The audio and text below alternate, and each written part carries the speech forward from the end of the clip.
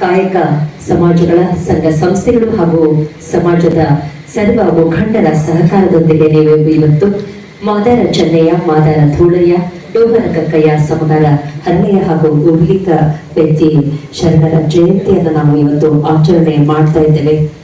ಈಗಾಗಲೇ ವೇದಿಕೆ ಮೇಲೆ ಆಸೀರ್ತಕ್ಕಂಥ ಅತಿಥಿ ಮಹೋದಯರು ವೇದಿಕೆಗೆ ಆಗಮಿಸಬೇಕಾಗಿ ನಾನು ವಿನಂತಿಯನ್ನ ಮಾಡಿಕೊಳ್ತೇನೆ.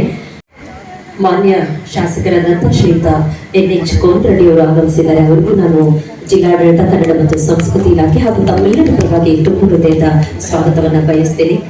ನಾಡಿನ ಕವಿತೆ ಮನಕುಲವ ಕೈ ಹಿಡಿದು ಸಪ್ತ ಸ್ವರದಿ ಹಾಡುತ್ತಿರುವುದು ಮಮತೆ ಸೃಷ್ಟಿ ಸಂಕುಲವ ಅಪ್ಪೆ. ನಮ್ಮ ಹುಬ್ಬಳ್ಳಿ ಧಾರವಾಡ ನಗರಾಭಿವೃದ್ಧಿ ಪ್ರಾಧಿಕಾರದ ಮಾನ್ಯ ಅಧ್ಯಕ್ಷರಾದಂಥ ಶ್ರೀಯುತ ಶಾಕಿರ್ ಸನದಿಯವರು ನಮ್ಮೆಲ್ಲರನ್ನ ಉದ್ದೇಶಿಸಿ ಒಂದೆರಡು ಮಾತುಗಳನ್ನ ಆಡಬೇಕಾಗಿ ನಾವಲ್ಲಿ ವಿನಂತಿಸ್ಕೊಳ್ತೇನೆ.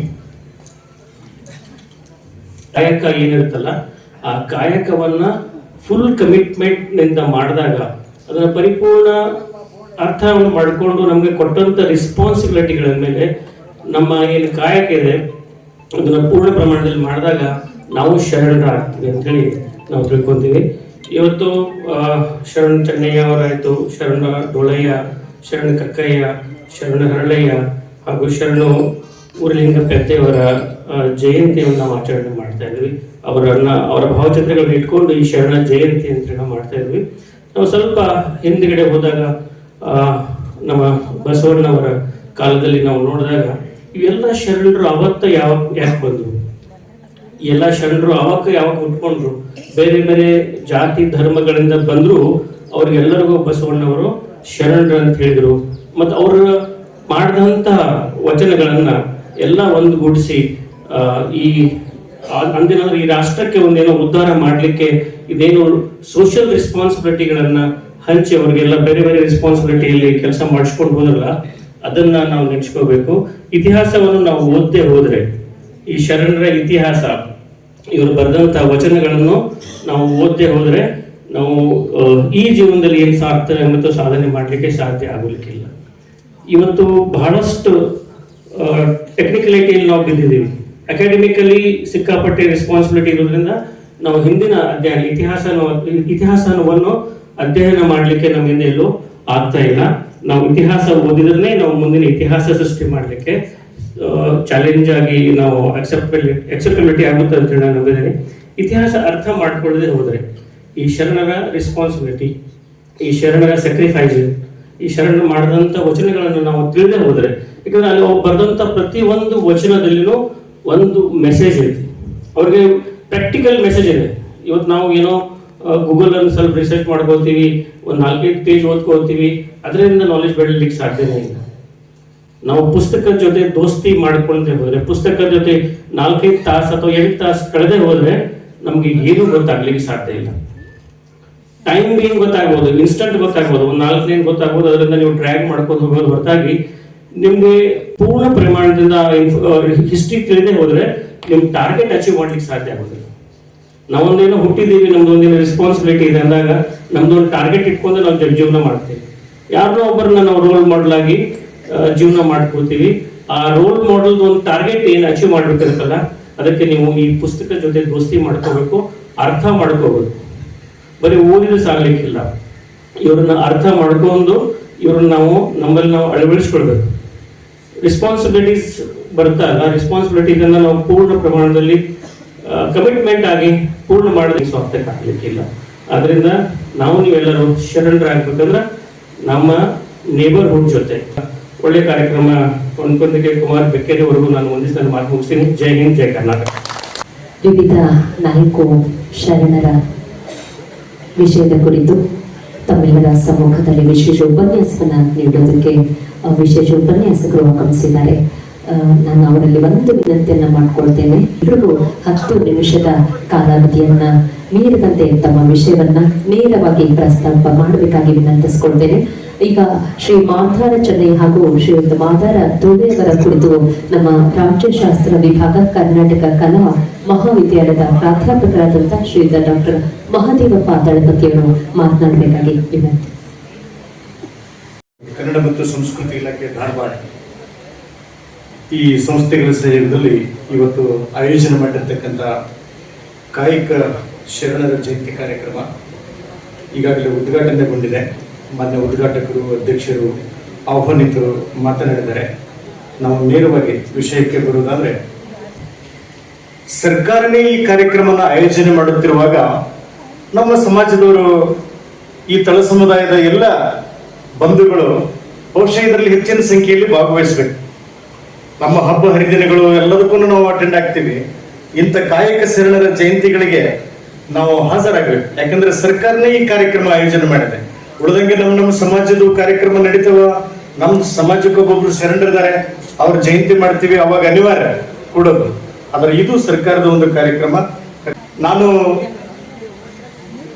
ಶ್ರೀ ಶಿವಶರಣ ಮಾದಾರ ಚೆನ್ನಯ್ಯ ಮತ್ತು ಮಾದಾರ ತುಳಯ್ಯನವರ ಸಂಕ್ಷಿಪ್ತವಾಗಿರ್ತಕ್ಕಂಥ, ಯಾಕಂದ್ರೆ ನನಗೆ ಕೊಟ್ಟಿರ್ತಕ್ಕಂಥ ಕಾಲಾವಧಿ 10 ನಿಮಿಷಗಳು.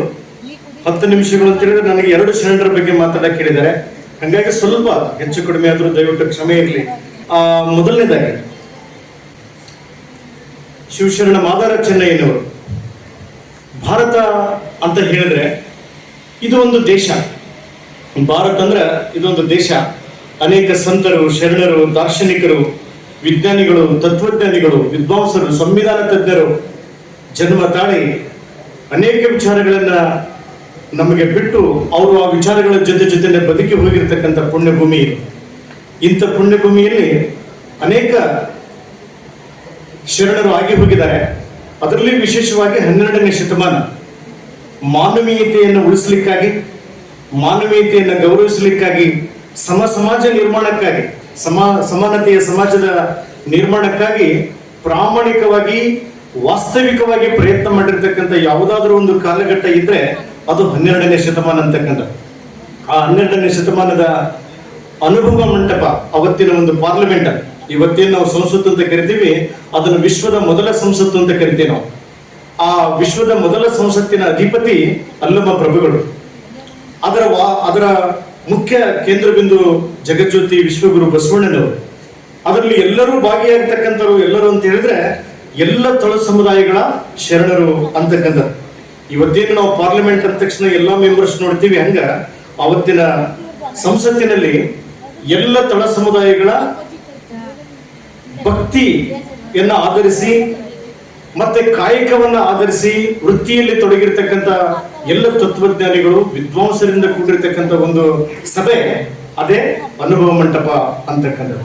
ಆ ಅನುಭವ ಮಂಟಪದಲ್ಲಿರ್ತಕ್ಕಂಥ ಎಲ್ಲ ಶರಣರು ಈ ಸಮಾಜದ ಅಂಕು ಡೊಂಕುಗಳನ್ನ ತಿದ್ದಲಿಕ್ಕೆ, ಸಮಾಜವನ್ನ ಸರಿದಾರಿಗೆ ತರಲಿಕ್ಕೆ, ಶರಣ ಮಾರ್ಗದಲ್ಲಿ, ಭಕ್ತಿ ಮಾರ್ಗದಲ್ಲಿ, ಶಿವನ ಮಾರ್ಗದಲ್ಲಿ ಅವ್ರನ್ನೆಲ್ಲರನ್ನು ಕೊಂಡೊಯ್ಯಲಿಕ್ಕೆ ಅವರು ಏನು ತಮ್ಮ ಜ್ಞಾನ, ದಿನ ತಾನು ಏನು ಹುಲ್ಲು ಮೇಯಿಸ್ತಾ ಇದ್ದ, ಅದು ಹುಲ್ಲು ತಂದು ಕುದುರೆಯನ್ನು ಮೇಯಿಸ್ತಾ ಇದ್ದ. ಆ ಮೇಯಿಸುವಂತ ಸಂದರ್ಭದೊಳಗ ದಿನನಿತ್ಯ ಅವನು ಇಷ್ಟಲಿಂಗ ಪೂಜೆಯನ್ನು ಮಾಡಿಕೊಳ್ತಾ ಇದ್ದ ಮಾದಾರ ಚೆನ್ನಯ್ಯ. ಅಂತರಂಗ ಮತ್ತು ಬಹಿರಂಗ ಅಂತಕ್ಕಂಥದ್ದು. ಅಂತರಂಗದ ಪ್ರಾಣಲಿಂಗವನ್ನ ಆತ ಪೂಜೆ ಮಾಡಿಸ್ತಾ ಇದ್ದ. ಅಂದ್ರೆ ತಾನು ಅಂತರಾತ್ಮದಲ್ಲಿ ಕೂಡ ಒಳ್ಳೆ ವಿಚಾರಗಳು, ತನ್ನ ಕಾಯಕ, ತನ್ನ ಶಿವಭಕ್ತಿ, ಶಿವನ ಧ್ಯಾನ, ಆತನ ಒಂದು ಪ್ರೇರಣೆಯ ಮೂಲಕ ಮಾದಾರ ಚೆನ್ನಯ್ಯ ತನ್ನ ಕಾಯಕವನ್ನ ಪರಿಪೂರ್ಣಗೊಳಿಸ್ತಾ ಇದ್ದಂತ ಒಂದು. ಹಾಗಾಗಿ ನಾವಿವತ್ತು ಯಾಕೆ ನಮಗೆ ಇವರು ಮಾದಾರ ಚೆನ್ನಯ್ಯ ಪ್ರಸ್ತುತ ಆಗ್ತಾನೆ ಇವತ್ತು ಅಂತ ಹೇಳಿದ್ರೆ, ಮಾದಾರ ಚೆನ್ನಯ್ಯ ಜಾತಿಯಿಂದ ಮಾದರನಿರ್ಬೋದು, ಕುಲದಿಂದ ಮಾದರನಿರ್ಬೋದು, ಆದರೆ ಆತನ ಸಂದೇಶಗಳು, ಆತನ ವಿಚಾರಗಳು ಹೇಗೆ ಅಂತ ಹೇಳಿದ್ರೆ ನೋಡಿ, ಹೇಳ್ತಾನೆ ಕರಿಕಾಲ ಚೋಳ ಒಂದು ಸಂದರ್ಭದಲ್ಲಿ ದೇವನೊಲಿದ ಕುಲವೇ ಸತ್ಕುಲ ಅಂತಕ್ಕಂಥ ಮಾತನ್ನು ಹೇಳ್ತಾನೆ. ದೇವನೊಲಿದ ಕುಲಂ ಸತ್ಕುಲಂ ಅನ್ನುವಂಥದ್ದು. ಇದು ನಾವು ಏನು PUC ಫಸ್ಟ್ ಇಯರ್ ಸ್ಟೂಡೆಂಟ್ಸ್ಗೆ ಕನ್ನಡ ಪಾಠವನ್ನು ಮಾಡುವಂತ ಸಂದರ್ಭದೊಳಗ ಶಿವನ ಮಂದಿರವನ್ನ ಸ್ಥಾಪಿಸಿ ಶಿವನಿಗೆ ನೈವೇದ್ಯವನ್ನು ಮಾಡಿ ಪೂಜೆ ಮಾಡ್ತಿರ್ತಾನೆ ಚೋಳರಾಜ. ಪ್ರತಿನಿತ್ಯ ಶಿವನಿಗೆ ಉಣಿಸ್ತಿರ್ತಾನೆ. ಅದು ಪುರಾಣ ಇರ್ಬೋದು ಅಥವಾ ಕಥೆ ಇರ್ಬೋದು, ನಾವು ನಂಬಬಹುದು, ನಂಬದೇ ಇರ್ಬೋದು. ಆದರೆ ಒಂದು ಸಂದರ್ಭ ಹೀಗಿತ್ತು ಅನ್ನೋದನ್ನ ನಾವು ಊಹಿಸಿಕೊಳ್ಳೋದಾದ್ರೆ, ಒಂದು ಸಂದರ್ಭ ಹೀಗಿತ್ತು ಅನ್ನೋದನ್ನ ನಾವು ತಿಳಿದುಕೊಳ್ಳೋದಾದ್ರೆ, ಆ ಶಿವನ ಪರಮ ಭಕ್ತನಾಗಿರ್ತಕ್ಕಂಥ ಕರಿಕಾಲ ಚೋಳರಾಜ ಪ್ರತಿನಿತ್ಯ ತಾನೇನು ಊಟ ಮಾಡೋದಕ್ಕಿಂತ ಮೊದಲೇ ಸ್ನಾನವನ್ನು ಮುಗಿಸಿಕೊಂಡು ದಂಪತಿಗಳ ಸಮೇತ ಆತ ಶಿವನಿಗೆ ಪೂಜೆಯನ್ನು ಸಲ್ಲಿಸ್ತಕ್ಕಂಥ ಸಂದರ್ಭ. ಶಿವನು ಪ್ರತಿನಿತ್ಯ ಆ ನೈವೇದ್ಯವನ್ನು ಊಟ ಮಾಡಬೇಕು, ಊಟ ಮಾಡಿದ ಮೇಲೆನೆ ಇವನು ಊಟ ಮಾಡುವಂತ ಒಂದು ಸಂದರ್ಭ. ಹೀಗಿರುವಾಗ ಕಾಲಘಟ್ಟದಲ್ಲಿ ಒಂದು ದಿನ ಶಿವಶರಣ ಮಾದಾರ ಚೆನ್ನಯ್ಯ ಮತ್ತು ದಂಪತಿಗಳು ಪ್ರತಿನಿತ್ಯ ತಮ್ಮ ಕಾಯಕವನ್ನ ಏನು ಆ ಕುದುರೆಗಳಿಗೆ ಹುಲ್ಲು ತರ್ತಕ್ಕಂಥ ಕಾಯಕವನ್ನು ಮಾಡುವಂತ ಸಂದರ್ಭದಲ್ಲಿ ಹುಲ್ಲನ್ನು ತೆಗೆದುಕೊಂಡು ಬಂದು ಕುದುರೆಗಳಿಗೆ ಹುಲ್ಲನ್ನ ಹಾಕಿ ಮನೆಗೆ ಊಟಕ್ಕೆ ಬಂದಾಗ ಹೆಂಡತಿ ಗಂಗಮ್ಮ ಅಂಬಲಿಯನ್ನು ಮಾಡಿರ್ತಾರೆ. ಬಡತನ ಅವತ್ತಿನ ಸಂದರ್ಭದಲ್ಲಿ ಬಡವರ ಮನೆಯಲ್ಲಿ ಅಂಬಲಿಯನ್ನೇ ಮೃಷ್ಟಾನ್ನ ಅಂತಕ್ಕಂಥದ್ದು. ಹಾಗಾಗಿ ಆ ಬಡತನದ ಸಂದರ್ಭದಲ್ಲಿ ಇರ್ತಕ್ಕಂಥ ಗಂಗಮ್ಮ ಹಸಿದು ಬಂದಂತ ಚೆನ್ನಯ್ಯನಿಗೆ ಅಂಬಲಿಯನ್ನು ಕೊಡ್ತಾರೆ. ಆ ಅಂಬಲಿ ಬಹಳ ರುಚಿಯಾಗಿರ್ತದೆ. ಆ ರುಚಿಯಾದಂತ ಸಂದರ್ಭದೊಳಗ ಮಾದಾರ ಚೆನ್ನಯ್ಯ ಏನ್ ಹೇಳ್ತಾನಂತಂದ್ರೆ, ಇವತ್ತು ಅಂಬಲಿ ಎಷ್ಟು ರುಚಿಯಾಗಿದೆ, ಇದನ್ನು ನಾನು ಅನ್ನೋದಕ್ಕಿಂತ, ನಾನು ಸೇವಿಸುವುದಕ್ಕಿಂತ ನನ್ನ ಆರಾಧ್ಯ ದೈವನಾಗಿರ್ತಕ್ಕಂಥ ಪರಮೇಶ್ವರನು ಶಿವನು, ಅವನಿಗೆ ಇದನ್ನು ನಾನು ಅರ್ಪಣೆ ಮಾಡಿದರೆ, ಶಿವನು ಇದನ್ನು ಸ್ವಾದಿಸಿದರೆ, ಶಿವನು ಇದನ್ನು ಉಂಡ್ರೆ ನಿಜವಾದಕ್ಕೂ ಅದು ಸಾರ್ಥಕ ಆಗ್ತದೆ, ನಮ್ಮ ಭಕ್ತಿ ಮುಟ್ತದೆ ಅಂತನ್ನುವಂತ ಒಂದು ಶ್ರೇಷ್ಠ ಭಕ್ತಿ ಪಂಥದ ಮುಖ್ಯಸ್ಥನಾಗಿರ್ತಕ್ಕಂಥ ಚೆನ್ನಯ್ಯ ಶಿವನನ್ನು ನೆನೆಸಿಕೊಳ್ತಾನೆ. ಆ ಸಂದರ್ಭದಲ್ಲಿ ಶಿವ ಪ್ರತ್ಯಕ್ಷನಾಗ್ತಾನೆ ಅಂತಕ್ಕಂಥ ಶಾಸನಗಳು ನಮಗೆ ಹೇಳ್ತಾವ. ಅವತ್ತಿನ ಕಥೆಗಳು, ಹರಿಹರನ ರಗಳೆಗಳು ಈ ವಿಚಾರಗಳನ್ನು ನಮಗೆ ತಿಳಿಸ್ಕೊಡ್ತಾವ ಅಂತಕ್ಕಂಥದ್ದು. ಅವತ್ತಿನ ಸಂದರ್ಭದಲ್ಲಿ ಶಿವ ಪ್ರತ್ಯಕ್ಷನಾಗಿ, ಸಾಕ್ಷಾತ್ ಶಿವನೇ ಪ್ರತ್ಯಕ್ಷನಾಗಿ ಭೋಜನವನ್ನ ಸವಿದು ಖುಷಿ ಪಡ್ತಿದ್ದಂತ ಶಿವನಿಗೆ ಏನು ಚೆನ್ನಯ್ಯನ ಅಂಬಲಿಯನ್ನು ನೋಡ್ತಾನೋ ಹೊಟ್ಟೆ ತುಂಬಿ ಬಿಡ್ತದೆ, ಆತನಿಗೆ ಸಂತೋಷ ಆಗ್ತದೆ. ಆ ಚೆನ್ನಯ್ಯನ ಭಕ್ತಿಯನ್ನ, ಚೆನ್ನಯ್ಯ ದಂಪತಿಗಳ ಭಕ್ತಿಯನ್ನ ನೋಡಿ ಸಾಕ್ಷಾತ್ ಶಿವನೇ ಪ್ರತ್ಯಕ್ಷನಾಗಿ ಅವತ್ತು ಹಸಿವು ಅನ್ನ ಹಿಂಗಿಸಿಕೊಂಡು ಸಂಪೂರ್ಣ ಸಂತೃಪ್ತನಾಗಿ ಶಿವ ಚೆನ್ನಯ್ಯನಿಗೆ ಶಿವ ಪದವಿಯನ್ನ ಕೊಟ್ಟ. ಅವತ್ತು ಏನಾಗ್ತದೆ ಅಂದ್ರೆ, ಆ ಚೋಳರಾಜ ಏನು ದಿನನಿತ್ಯ ತನ್ನ ಮೃಷ್ಟಾನ್ನ ಭೋಜನವನ್ನು ಮಾಡಿ ಶಿವನಿಗೆ ನೈವೇದ್ಯ ಮಾಡಿ ಶಿವನಿಗೆ ಉಣಿಸುವಂತ ಒಂದು ಪ್ರತಿನಿತ್ಯದ ಒಂದು ಕಾಯಕ ಏನಿತ್ತು ಅದಕ್ಕೆ ಗ್ಯಾಪ್ ಆಗ್ತದೆ. ಯಾಕೆ ಇವತ್ತು ಶಿವ ಬರಲಿಲ್ಲ, ಅಲ್ಲಿ ಕಾಯ್ತಿರ್ತಾನ ಅವನು ಚೋಳರಾಜ, ಯಾಕೆ ಇವತ್ತು ಶಿವ ಬರಲಿಲ್ಲ, ಯಾಕೆ ಊಟ ಮಾಡಲಿಲ್ಲ ಅಂತ ಹೇಳಿ ಅವನು ಬಹಳ ಬೇಜಾರಾಗಿ ತನ್ನ ಎಲ್ಲ ಆಳುಗಳಿಗೆ, ತನ್ನ ಸೈನಿಕರಿಗೆ ಹೇಳ್ತಾನೆ ಯಾಕೆ ಶಿವ ಬರಲಿಲ್ಲ ಅಂತಕ್ಕಂಥದ್ದು. ಅವಾಗ ನೋಡಿ, ಚೆನ್ನಯ್ಯನ ಗುಪ್ತ ಭಕ್ತಿ, ನಾನು ಮಾತಾಡಿ ನೀನು ಮಾತಾಡಿ ಅಲ್ಲಿ ಶಿವ ಪ್ರತ್ಯಕ್ಷ ಆದ, ಚೆನ್ನಯ್ಯನಿಗೆ ಶಿವ ಪದವಿಯನ್ನು ಕೊಟ್ಟ. ಚೆನ್ನಯ್ಯನ ಅಂಬಲಿ ಬಹಳ ಶ್ರೇಷ್ಠವಾಗಿತ್ತು, ಶಿವ ಅಲ್ಲಿ ಆ ಚೆನ್ನಯ್ಯನ ಭಕ್ತಿಗೆ ಒಲದ ಅನ್ನುವಂಥ ಸುದ್ದಿ ನಾಡಿನಾದ್ಯಂತ, ಚೆನ್ನಯ್ಯನ ಏನು ಚೋಳ ರಾಜ್ಯನ ನಾಡಿನಾದ್ಯಂತ ಹರಡಿ ಅದು ಆ ರಾಜನ ಆಸ್ಥಾನಕ್ಕೂ ಕೂಡ ಮುಟ್ತದೆ. ಅವಾಗದು ಚೋಳರಾಜನ ಕಿವಿಗೆ ಬೀಳ್ತದೆ ಸುದ್ದಿ, ಓ ಶಿವ ಅಲ್ಲಿ ಇವತ್ತು ಅಂಬಲಿ ಉಂಡನೋ, ಅದಕ್ಕೆ ನನ್ನ ಮನೆಗೆ ಬಂದಿಲ್ಲ ಅಂತಕ್ಕಂಥದ್ದು. ಹಾಗಾಗಿ ಆಗ ಚೋಳರಾಜ ಹೇಳ್ತಾನೆ, ಚೆನ್ನಯ್ಯನ ಅಂಬಲಿ ಅಷ್ಟು ಶ್ರೇಷ್ಠವೇ ಅಂತಕ್ಕಂಥದ್ದು. ಅಂದ್ರೆ ನನಗಿಂತ ಇನ್ನೊಬ್ಬ ಶ್ರೇಷ್ಠ ಭಕ್ತನಿದ್ದಾನೆಯೇ, ಇನ್ನೊಬ್ಬ ಶಿವಭಕ್ತನಿದ್ದಾನೆಯೇ, ಅವನಿಂದ ಶಿವಭಕ್ತನಿರಬಹುದು. ಸಾಕ್ಷಾತ್ ಪರಶಿವನನ್ನೇ ಪ್ರತ್ಯಕ್ಷವಾಗಿ ಪಡೆದುಕೊಂಡು ಆತನ ದರ್ಶನ ಪಡೆದಿರ್ತಕ್ಕಂಥ ಚೆನ್ನಯ್ಯ ಅವನಿಂದ ಶ್ರೇಷ್ಠ ವ್ಯಕ್ತಿ ಇರ್ಬೋದು ಅಂತ ತಿಳ್ಕೊಂಡು, ಹಾ ಚೆನ್ನಯ್ಯ ಎಲ್ಲಿ ನೀನು ಮಹಾನ್ ಪುರುಷ ಅಂತಕ್ಕಂಥದ್ದ ಉದ್ಗಾರವನ್ನು ತೆಗೆದು ಆತ ತನ್ನ ಸೈನಿಕರಿಗೆ, ತನ್ನ ಆಳುಗಳಿಗೆ ಹೇಳ್ತಾನೆ, ನೋಡಿ ಚೆನ್ನಯ್ಯ ಎಲ್ಲದನಂತಕ್ಕಂಥ. ಆ ಸಂದರ್ಭದೊಳಗ ಏನಾಗ್ತದೆ ಅಂತ ಹೇಳಿದ್ರೆ, ಗುಪ್ತ ಭಕ್ತಿಯನ್ನಿಟ್ಟುಕೊಂಡು ಶಿವನಿಗೆ ಚೆನ್ನಯ್ಯ ಹೇಳ್ತಾನೆ, ದೇವರೇ ನಾನು ನನ್ನ ಭಕ್ತಿ ಗುಪ್ತವಾಗಿತ್ತು, ನಾನು ಪ್ರಚಾರಕ್ಕಾಗಿ ನಿನ್ನನ್ನು ಸ್ಮರಿಸಲಿಲ್ಲ, ನಾನು ಪ್ರಚಾರ ಆಡಂಬರಕ್ಕಾಗಿ ಡಾಂಬಿಕವಾಗಿ ಇವತ್ತು ಮಾಡ್ತಿರ್ತೀವಿ ನಾವೆಲ್ಲ. ಒಂದೇನಾರ ಚೋಳರಾಜ ಬಂದಿರ್ತಾನೆ, ಚೋಳರಾಜ ಬಂದು ಚೆನ್ನಯ್ಯನ ಕಾಲಿಗೆ ನಮಸ್ಕಾರ ಮಾಡ್ತಾನೆ. ಆ ಸಂದರ್ಭದಲ್ಲಿ ಚೆನ್ನಯ್ಯ ಹೇಳ್ತಾನೆ, ದೇವರೇ ನೀನು ಉಚ್ಚ ಕುಲದವರು, ನೀವು ದೊಡ್ಡ ಜಾತಿಯವರು, ನೀವು ದೊಡ್ಡ ಧರ್ಮದವರು, ನಿಮ್ಮಂತವರು ನನ್ನಂತ ಸಣ್ಣ ಮನುಷ್ಯನ ಮನೆಗೆ ಬರುವುದೇ, ನನ್ನಂತ ಸಣ್ಣ ಮನುಷ್ಯನ ಮನೆ ಬಾಗಿಲಿಗೆ ತಾವ್ಯಾಕೆ ಬಂದ್ರಿ, ನೀವು ರಾಜರು, ನೀವು ಆಡಳಿತಗಾರರು ಅನ್ನುವಂಥ ಉದ್ಗಾರವನ್ನ ಚೆನ್ನಯ್ಯ ತೆಗಿತಾನೆ. ಆ ಸಂದರ್ಭದಲ್ಲಿ ಆಡಿದ ಮಾತೆ ದೇವನುಲಿದ ಕುಲವೇ ಸತ್ಕುಲ ಅಂತಕ್ಕಂಥದ್ದು. ಅವಾಗ ಚೋಳರಾಜ ಹೇಳ್ತಾನೆ, ಯಾವ ಕುಲ, ಯಾವ ಜಾತಿ, ಯಾವ ಧರ್ಮ, ಸಾಕ್ಷಾತ್ ಪರಶಿವನನ್ನೇ ಒಲಿಸಿಕೊಂಡಿರ್ತಕ್ಕಂಥ ನಿನ್ನ ಜಾತಿ ಏನಿದೆಯಲ್ಲ, ನಿನ್ನ ಕುಲ ಏನಿದೆಯಲ್ಲ, ನಿನ್ನ ಕುಲವೇ ಸತ್ಕುಲ, ನಿನ್ನ ಕುಲವೇ ಶ್ರೇಷ್ಠ ಕುಲ. ಅದಕ್ಕಾಗಿ ಕುಲ ತಿಲಕ ಮಾದಾರ ಚೆನ್ನಯ್ಯ ಅಂತ ಹೇಳ್ತಾರೆ. ವಿಶ್ವಗುರು ಬಸವಣ್ಣನವ್ರು ಏನ್ ಹೇಳ್ತಾರೆ ಅಂದ್ರೆ, ಇಡೀ ಮಾನವ ಕುಲಕ್ಕೆನೆ ತಿಲಕ ಪ್ರಾಯ, ಕಳಸಪ್ರಾಯ ಯಾರು ಅಂತ ಹೇಳಿದ್ರೆ ಮಾದಾರ ಚೆನ್ನಯ್ಯ ಅಂತನ್ನುವಂಥದ್ದು ಅಂದ್ರೆ ಇಲ್ಲಿ ಮಾದಾರ ಚೆನ್ನಯ್ಯನ ಒಂದು ವಿಚಾರದಲ್ಲಿ ನಾವು ತಿಳಿದುಕೊಳ್ಳುತ್ತದೆ ಏನು ಅಂತ ಹೇಳಿದ್ರೆ ಕಾಯಿಕ ನಿಷ್ಠೆ ಅಂತಕ್ಕಂಥದ್ದು, ಭಕ್ತಿ ವ್ಯವಸ್ಥೆ ಅಂತಕ್ಕಂಥದ್ದು. ಶಿವ ಇದ್ನೋ ಇಲ್ಲೋ ಅನ್ನುವಂಥದ್ದು ಎರಡನೇ ವಿಚಾರ. ಆದರೆ ಆ ದೈವ ಪರಿಕಲ್ಪನೆ ಏನಿದೆ, ಶಿವನ ಆರಾಧನೆ ಏನಿದೆ, ಅದನ್ನ ಬಹಳ ನಿಷ್ಠೆಯಿಂದ ತನ್ನ ಕಾಯಕದ ಮೂಲಕ, ಒಂದು ಹುಲ್ಲು ಮೇಯಿಸೋ ಕಾಯಕ ಇರ್ಬೋದು, ಅದನ್ನ ಪ್ರಾಮಾಣಿಕತೆಯಿಂದ ಮಾಡ್ತಕ್ಕಂಥದ್ದು, ಚಪ್ಪಲಿ ಹುಲಿಯು ಕಾಯಕ ಇರ್ಬೋದು, ಅದನ್ನ ಪ್ರಾಮಾಣಿಕತೆಯಿಂದ ಮಾಡಿರ್ತಕ್ಕಂಥದ್ದು.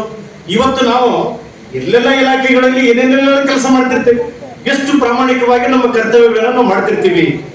ನೋಡಿ, ನಮಗೆ ಯಾವ ಕರ್ತವ್ಯ ಪ್ರಜ್ಞೆ ಇದೆ. ಸೊ ನಮ್ಮಲ್ಲಿ ಕರ್ತವ್ಯ ಪ್ರಜ್ಞೆಯನ್ನು ಮೂಡಿಸ್ಲಿಕ್ಕೆ, ಕಾಯಕವನ್ನು ಹೇಗೆ ಮಾಡಬೇಕು ಅಂತ ನಾವು ಮಾಡ್ಲಿಕ್ಕೆ ಇಂಥ ಶರಣರ ವಿಚಾರಗಳು, ಇಂಥ ಜಯಂತಿಗಳು ಪ್ರಸ್ತುತ ಅಂತಂತ ಇವತ್ತಿನ ಪೀಳಿಗೆಗೆ, ಇವತ್ತಿನ ನಮ್ಮೆಲ್ಲ ನಾಯಕರಿಗೆ, ನಮ್ಮೆಲ್ಲ ಸಂಘಟನೆಗಳಿಗೆ ಇವರು ಯಾಕೆ ಬೇಕು ಅಂತ ಹೇಳಿದ್ರೆ, ಶರಣರು ಅವರಿಗಾಗಿ ಬದುಕಿದವರಲ್ಲ, ಸಮಾಜಕ್ಕಾಗಿ ಬದುಕಿರ್ತಕ್ಕಂಥ ಶರಣರು ಅಂತಕ್ಕಂಥ. ನಾವಿವತ್ತು ಮಾದರವನ್ನು ತಿಳ್ಕೊಂಡು ಮಾದರ ಚೆನ್ನಯ್ಯ, ದೊಳೆಯ ಮಾದರವನ್ನು ತಿಳ್ಕೊಂಡು ಸಮಗಾರವನ್ನು ತಿಳ್ಕೊಂಡು ಸಮಗಾರಣ್ಣಯ್ಯ, ಕಕ್ಕಯ್ಯ ಡೋಹರ ಅಂತ ಡೋಹರ ಕಕ್ಕಯ್ಯ, ಉರ್ಲಿಂಗ ಪೆದ್ದಿ ಚಲವಾದಿಯವರನ್ನು ತಿಳ್ಕೊಂಡು ಚಲವಾದಿ ಉರ್ಲಿಂಗ ಪೆದ್ದಿ ಅಂತ ಅನ್ನೋದಲ್ಲ. ಅವತ್ತಿನ ಶರಣರಿಗೆ ಜಾತಿ ಅನ್ನ ಮೀರಿ ಜಾತ್ಯತೀತವಾಗಿರ್ತಕ್ಕಂಥ ಒಂದು ಅನುಭವ ಮಂಟಪ ಅಂತ ಏನಿತ್ತು ಅಲ್ಲಮ ಪ್ರಭುಗಳ ನೇತೃತ್ವದಲ್ಲಿ, ಅಂತ ಅನುಭವ ಮಂಟಪದ ಒಂದು ಸಾರಥ್ಯವನ್ನು ವಹಿಸಿರ್ತಕ್ಕಂಥವ್ರು ಇವರು ಮಾದರ ಚೆನ್ನಯ್ಯ ಮತ್ತು ಎಲ್ಲ ಶರಣರು ಅಂತಕ್ಕಂಥ. ಹಾಗಾಗಿ ಇಲ್ಲಿ ನಾವು ತಿಳಿದುಕೊಳ್ಳೋದಿಷ್ಟೇ, ಕೆಲವು ವಚನಗಳನ್ನ ನಾನು ವೇಳೆಯ ಅಭಾವದಿಂದ ಇಲ್ಲಿ ಕೆಲವು ವಚನಗಳನ್ನ ನಾನು ಪ್ರಸ್ತುತಪಡಿಸ್ತಾ ಇದ್ದೇನೆ. ಮಾದರ ಚೆನ್ನಯ್ಯನ ಕೆಲವು ಪ್ರಮುಖ ವಚನಗಳಲ್ಲಿ ನಾವು ತಿಳಿದುಕೊಳ್ಳೋದಾದ್ರೆ, ಮುಖ್ಯವಾಗಿ ನಡೆನುಡಿ ಸಿದ್ಧಾಂತವಾದಲ್ಲಿ ಕುಲ ಹೊಲೆ ಸೂತಕವಿಲ್ಲ, ನುಡಿಲೇಸು ನಡೆಯ ಧರ್ಮ ಅದು ಬಿಡುಗಡೆ ಇಲ್ಲದ ಹೊಲೆ, ಕಳವು ಪಾರದ್ವಾರಗಳಲ್ಲಿ ಹೊಲಬನರಿಯದೆ ಕೆಟ್ಟು ನಡುಗುತ್ತಾ ಮತ್ತೆ ಕುಲಜನೆಂಬ ಒಡಲವರುಂಟೆ, ಆಚಾರವೇ ಕುಲ ಅನಾಚಾರವೇ ಹೊಲೆ, ಇಂತಿ ಉಭಯ ತಿಳಿದರಿಯಬೇಕು, ಕೈ ಉಳಿಗತ್ತಿ ಅಡಿಗುಂಟ ಕಡಿಯಾಗಬೇಡ ಅರಿ ನಿಜಾತ್ಮ ರಾಮರಾಮನ ಅಂತಕ್ಕಂಥದ್ದು. ಇದು ಮಾದರ ಚೆನ್ನಯ್ಯನವರ ಒಂದು, ಅವ್ರಿಗೆ ಯಾವುದು ಅಂಕಿತ ನಾಮ ಇರಲಿಲ್ಲ, ಆದಾಗ್ಯೂ ಕೂಡ ಅವರು ಕೈ ಉಳಿಗತ್ತಿ ಅಂದ್ರೆ ಅವರ ಕಾಯಕದು, ಅವರ ಕೆಲಸ ಕೈ ಉಳಿಗತ್ತಿ ಅಂತಕ್ಕಂಥದ್ದು. ಅಡಿಗುಂಟ ಕಡಿ ಆಗಬೇಡ ಅರಿ ನಿಜಾತ್ಮ ರಾಮನಾಮನ ಅನ್ನುವಂತ ಒಂದು ಸಂದೇಶವನ್ನು ಕೊಡುವುದರ ಮೂಲಕ ಮಾದರ ಚೆನ್ನಯ್ಯನ ವಚನಗಳಲ್ಲಿ ಮುಖ್ಯವಾಗಿ ಕುಲ ಅನ್ನೋದೇ ಕೇಂದ್ರೀಕೃತವಾಗಿದೆ ಅಂತಕ್ಕಂಥದ್ದು. ಕುಲ ಅನ್ನೋದೇ ಕೇಂದ್ರೀಕೃತವಾಗಿದೆ. ಹಾಗಾಗಿ ಕುಲ ಅಂದ್ರೆ ಯಾವುದು? ಆಚಾರವೇ ಕುಲ. ಆಚಾರ, ನಾವೇನು ಆಚಾರವನ್ನು ಅಳವಡಿಸ್ಕೊಳ್ತೀವಿ ಅದೇ ಕುಲ ಅಂತಕ್ಕಂಥದ್ದು.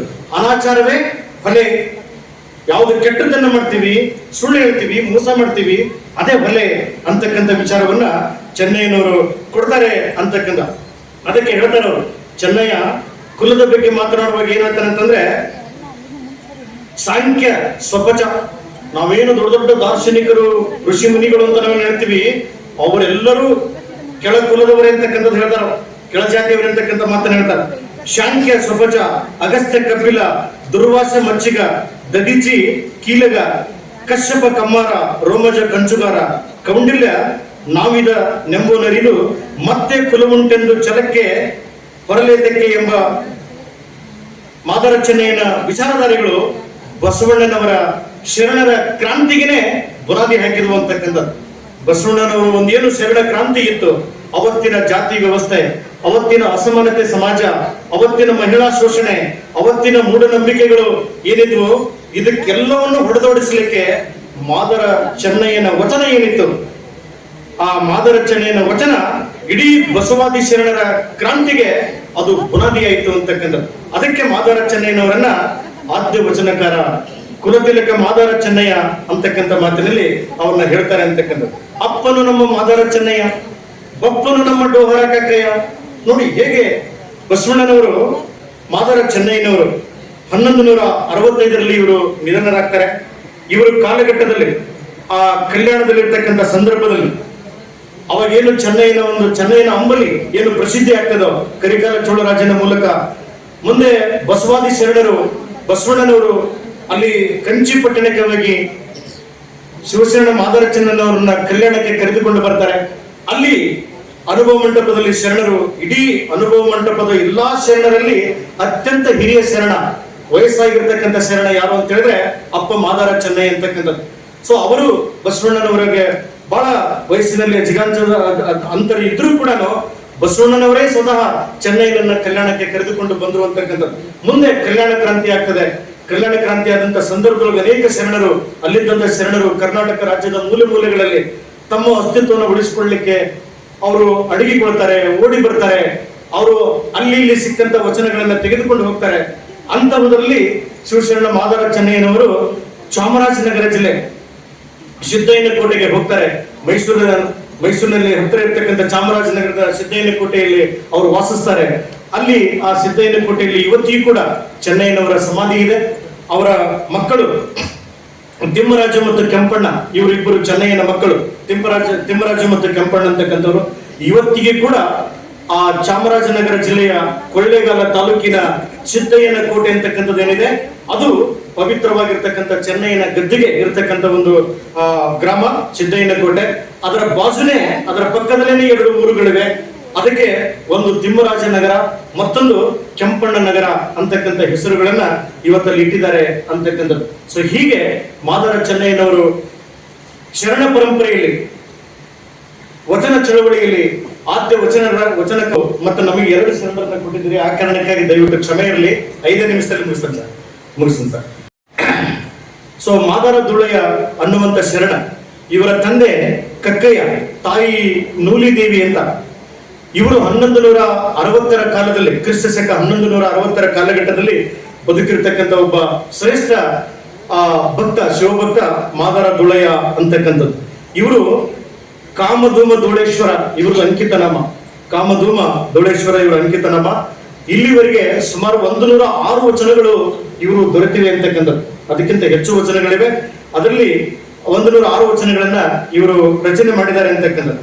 ಆ ವಚನಗಳಲ್ಲಿ ಮಾದಾರ ದುಳಯ್ಯನವರಿಂದ ನಾವು ಏನು ಕಲಿಬಹುದು, ಅವ್ರು ಏನು ಕೊಟ್ಟಿದ್ದಾರೆ ನಮಗೆ ಅಂತ ಹೇಳಿದ್ರೆ, ಕಾಯಿಕದ ಮಹತ್ವ ಏನಿದೆ ಅನ್ನೋದನ್ನ ತಿಳಿಸಿಕೊಟ್ಟಿದ್ದಾರೆ ವಚನಗಳಲ್ಲಿ. ಜ್ಞಾನ ಮತ್ತು ಮೋಕ್ಷಗಳ ಸ್ವರೂಪವನ್ನ ನಮಗೆ ತಿಳಿಸ್ಕೊಡ್ತಾರೆ. ಜ್ಞಾನ ಮತ್ತು ಮೋಕ್ಷಗಳ ಸ್ವರೂಪವನ್ನು ನಮಗೆ ತಿಳಿಸ್ಕೊಡ್ತಾರೆ. ಜೊತೆಗೆ ಭಕ್ತಿಯ ಶ್ರೇಷ್ಠತೆ, ಇದರ ಅರಿವನ್ನು ಮೂಡಿಸ್ತಕ್ಕಂಥ ವಚನಗಳು ದುಳಯ್ಯನವರ ವಚನಗಳಾಗಿವೆ ಅಂತಕ್ಕಂಥದ್ದು. ಜೊತೆಗೆ ವೃತ್ತಿ ಪರಿಭಾಷೆ ಅಂತಕ್ಕಂಥದ್ದು, ಬೆಳಗಿನ ಭಾಷೆ, ಅಲಂಕಾರಿಕ ಶೈಲಿಗಳು ಇವರು ರಚನೆ ಮಾಡಿರ್ತಕ್ಕಂಥ ಒಂದು ವಚನಗಳಲ್ಲಿ ನಾವು ಕಾಣಬಹುದು ಅಂತಕ್ಕಂಥದ್ದು. ಮಾದಾರ ದುಳಯ್ಯನವರು ಸಂಸ್ಕೃತವನ್ನ ಆಧಾರವಾಗಿಟ್ಟುಕೊಂಡು ತಮ್ಮ ಚಿಂತನೆಗಳನ್ನ ವಚನಗಳ ಮೂಲಕ ವಿವರಿಸಿದ್ದಾರೆ, ಬರೆದಿದ್ದಾರೆ ಅಂತಕ್ಕಂಥದ್ದು. ಸಂಸ್ಕೃತವನ್ನ ಆಧಾರವಾಗಿಟ್ಟುಕೊಂಡು ತಮ್ಮ ಚಿಂತನೆಗಳನ್ನ ಆ ವಚನಗಳ ಮೂಲಕ ವಿವರಿಸಿದ್ದಾರೆ. ಹಾಗಾಗಿ ಮಾದಾರ ದುಳಯ್ಯನವರನ್ನ ನಾವು ಒಬ್ಬ ವಿದ್ವಾಂಸ ಅಂತ ಕರಿಬಹುದು, ಒಬ್ಬ ವಾಸ್ತವಿಕವಾದಿ ಅಂತ ಹೇಳ್ಬೋದು. ಮತ್ತೆ ಕಾಯಕದಲ್ಲಿ ನಿರತನಾದ, ತನಗೆ ಕೈಲಾಸದ ಅಗತ್ಯವಿಲ್ಲವೆನ್ನುವ ದೈವವಾದಿ ವ್ಯಕ್ತಿ, ಚಿಂತಕ ಅಂತ ನಾವು ಕರಿಬಹುದು. ಅಂದ್ರೆ ಕಾಯಕ ಮಾಡುವಂತ ಸಂದರ್ಭದೊಳಗ ಸಾಕ್ಷಾತ್ ಶಿವನೇ ಪ್ರತ್ಯಕ್ಷನಾದರೂ ಕೂಡ, ಆ ಶಿವನೇ ಪ್ರತ್ಯಕ್ಷನಾದರೂ ಕೂಡ ಅವನಿಗೆ ಶಿವನಿಗೆ ಅವನ ಲಕ್ಷಣ ಇಲ್ಲದೆ ನಿನ್ನ ಕಾಯಕ ನೀನು ಮಾಡಪ್ಪ, ನನ್ನ ಕಾಯಕ ನಾ ಮಾಡಕತ್ತೀನಿ, ಇತ್ತಾಗ ಯಾಕೆ ಸುಳ್ದಾಡಕತ್ತೀನಿ ಅಂತ. ಅಲ್ಲಿ ದೊಡ್ಡವರಾಗಿದ್ರೆ ಅವ್ರ ಹತ್ರ ಹೋಗು, ನನ್ನ ಕಾಯಕದಲ್ಲಿ ನಾನು ನಿಷ್ಠೆಯಿಂದ ಕೆಲಸ ಮಾಡಕತ್ತೀನಿ, ಹೌದು, ನನ್ನ ಒಂದು ಏನು ಕಾಯಕದ ಒಂದು ಅಸ್ತ್ರ ಏನಿದೆ, ಅಸ್ತ್ರದ ಮನೆಯಲ್ಲಿ ಕಂಡಿರ್ತಕ್ಕಂಥ ಶಿವ, ಅವಾಗ ಶಿವನಿಗೆ ಹೇಳ್ತಾನ ನೀನು ಕೆಲಸ ಮಾಡುವಂತಕ್ಕಂಥ. ಇಂಥ ಒಬ್ಬ ವಾಸ್ತವಿಕವಾದಿ ಯಾರು, ಮಾದಾರ ದುಳಯ್ಯ ಅಂತಕ್ಕಂಥ. ಸೊ ಇವರು ಮುಖ್ಯವಾಗಿ ಬಸವ ಪುರಾಣದ ಭೀಮಕವಿ, ರಾಘವಾಂಕ ಚರಿತೆಯ ಸಿದ್ಧ ನಂಜೇಶ ಕವಿ, ವೃಷಭೇಂದ್ರ ವಿಜಯದ ಷಡಕ್ಷರಿ ದೇವ ಮುಂತಾದ ಕವಿಗಳು ಮಾದಾರ ದುಳಯ್ಯನವರನ್ನ ಒಬ್ಬ ಮಹಾತ್ಮ ಅಂತ ಕರೆದಿದ್ದಾರೆ, ಒಬ್ಬ ಕಾಯಕ ಜೀವಿ ಅಂತ ಕರೆದಿದ್ದಾರೆ. ಮತ್ತೆ ಅಂಗದೋಕದ ಮಹಾತ್ಮೆಯನ್ನ ಪ್ರಾಸಂಗಿಕವಾಗಿ ಇವರು ಒತ್ತಿ ಹೇಳ್ತಾರೆ ಅಂತಕ್ಕಂಥದ್ದು. ಹಾಗಾಗಿ 770 ಅಮರಗಣಗಳ ಚರಿತ್ರೆಯಲ್ಲಿಯೂ ಮಾದಾರ ದುಳಯ್ಯನವರ ಜೀವನ ವಿವರಣೆ ನಮಗೆ ಕಂಡು ಬರ್ತದೆ ಅಂತಕ್ಕಂಥದ್ದನ್ನ ಈ ಎಲ್ಲ ಕವಿಗಳು, ಬಸವ ಪುರಾಣದ ಭೀಮಕವಿ ಆಗಿರ್ಬೋದು, ರಾಘವಾಂಕ ಚರಿತ್ರೆಯನ್ನ ಬರೆದಿರ್ತಕ್ಕಂಥ ನಂಜೇಶ ಕವಿ ಆಗಿರ್ಬೋದು, ವೃಷಭೇಂದ್ರ ವಿಜಯದ ಷಡಕ್ಷರಿ ದೇವ, ಇವರು ಅವರ ತಮ್ಮ ಬರಹಗಳಲ್ಲಿ ಆ ಏನು 770 ಅಮರಗಣಗಳಿದ್ದು ಆ ಎಲ್ಲ ಚರಿತ್ರೆಯಲ್ಲಿ ಕೂಡ ಮಾದಾರ ದುಳಯ್ಯನ ಜೀವನ ವೃತ್ತಾಂತ ಇದೆ ಅನ್ನೋದನ್ನ ಅವರು ಮಾಹಿತಿ ಕೊಡ್ತಾರೆ ಅಂತಕ್ಕಂಥದ್ದು. ಸೊ ಹೀಗೆ ಮಾದಾರ ದುಳಯ್ಯನ ಕೆಲವು ವಿಚಾರಗಳನ್ನ ನಾವು ಇಲ್ಲಿ ತಿಳಿಸ್ತಾ ಪ್ರತಿನಿತ್ಯ ಮಾದಾರ ಧೂಳಯ್ಯ ಹೇಗೆ ಜೀವಿಸ್ತಾ ಇದ್ದ ಅಂತ ಹೇಳಿದ್ರೆ, ಪ್ರತಿನಿತ್ಯ ತಪ್ಪದೆ ಅಲ್ಲಮ ಪ್ರಭುಗಳ ಅಧ್ಯಕ್ಷತೆಯಲ್ಲಿ ಏನು ಅನುಭವ ಮಂಟಪ ನಡೀತಾ ಇತ್ತು, ಅಲ್ಲಿ ಆಧ್ಯಾತ್ಮಿಕವಾಗಿರ್ತಕ್ಕಂಥ ವಿಚಾರಗೋಷ್ಠಿಗಳು, ಚಿಂತನೆಗೋಷ್ಠಿಗಳು ಏನು ನಡೀತಾ ಇದ್ವು, ಆ ಆಧ್ಯಾತ್ಮಿಕ ಚಿಂತನೆಗೋಷ್ಠಿಗಳಿಗೆ ಈತ ಪ್ರೇಕ್ಷಕನಾಗಿ ಭಾಗವಹಿಸ್ತಾ ಇದ್ದ. ಅಲ್ಲಿ ಏನು ಚಿಂತನೆಗಳು ನಡೀತಾ ಇದ್ವು ಅದನ್ನೆಲ್ಲವನ್ನು ಚಾಚು ತಪ್ಪದೆ ತನ್ನ ಕಾಯಕದಲ್ಲಿ ಅವನ್ನ ಅಳವಡಿಸಿಕೊಡ್ತಾ ಇದ್ದ ಅಂತನ್ನುವಂಥದ್ದು ಇದು ವಿಶಿಷ್ಟವಾಗಿರ್ತಕ್ಕಂಥ ಗುಣ. ನಾವು ಭಾಷಣ ಮಾಡ್ತೀವಿ, ಹೊಕ್ಕವಿ, ಭಾಷಣ ಕೇಳ್ತೀವಿ, ನಾವು ನಮ್ಮ ಮನೆಗಳಿಗೆ ಹೊಕ್ಕವಿ.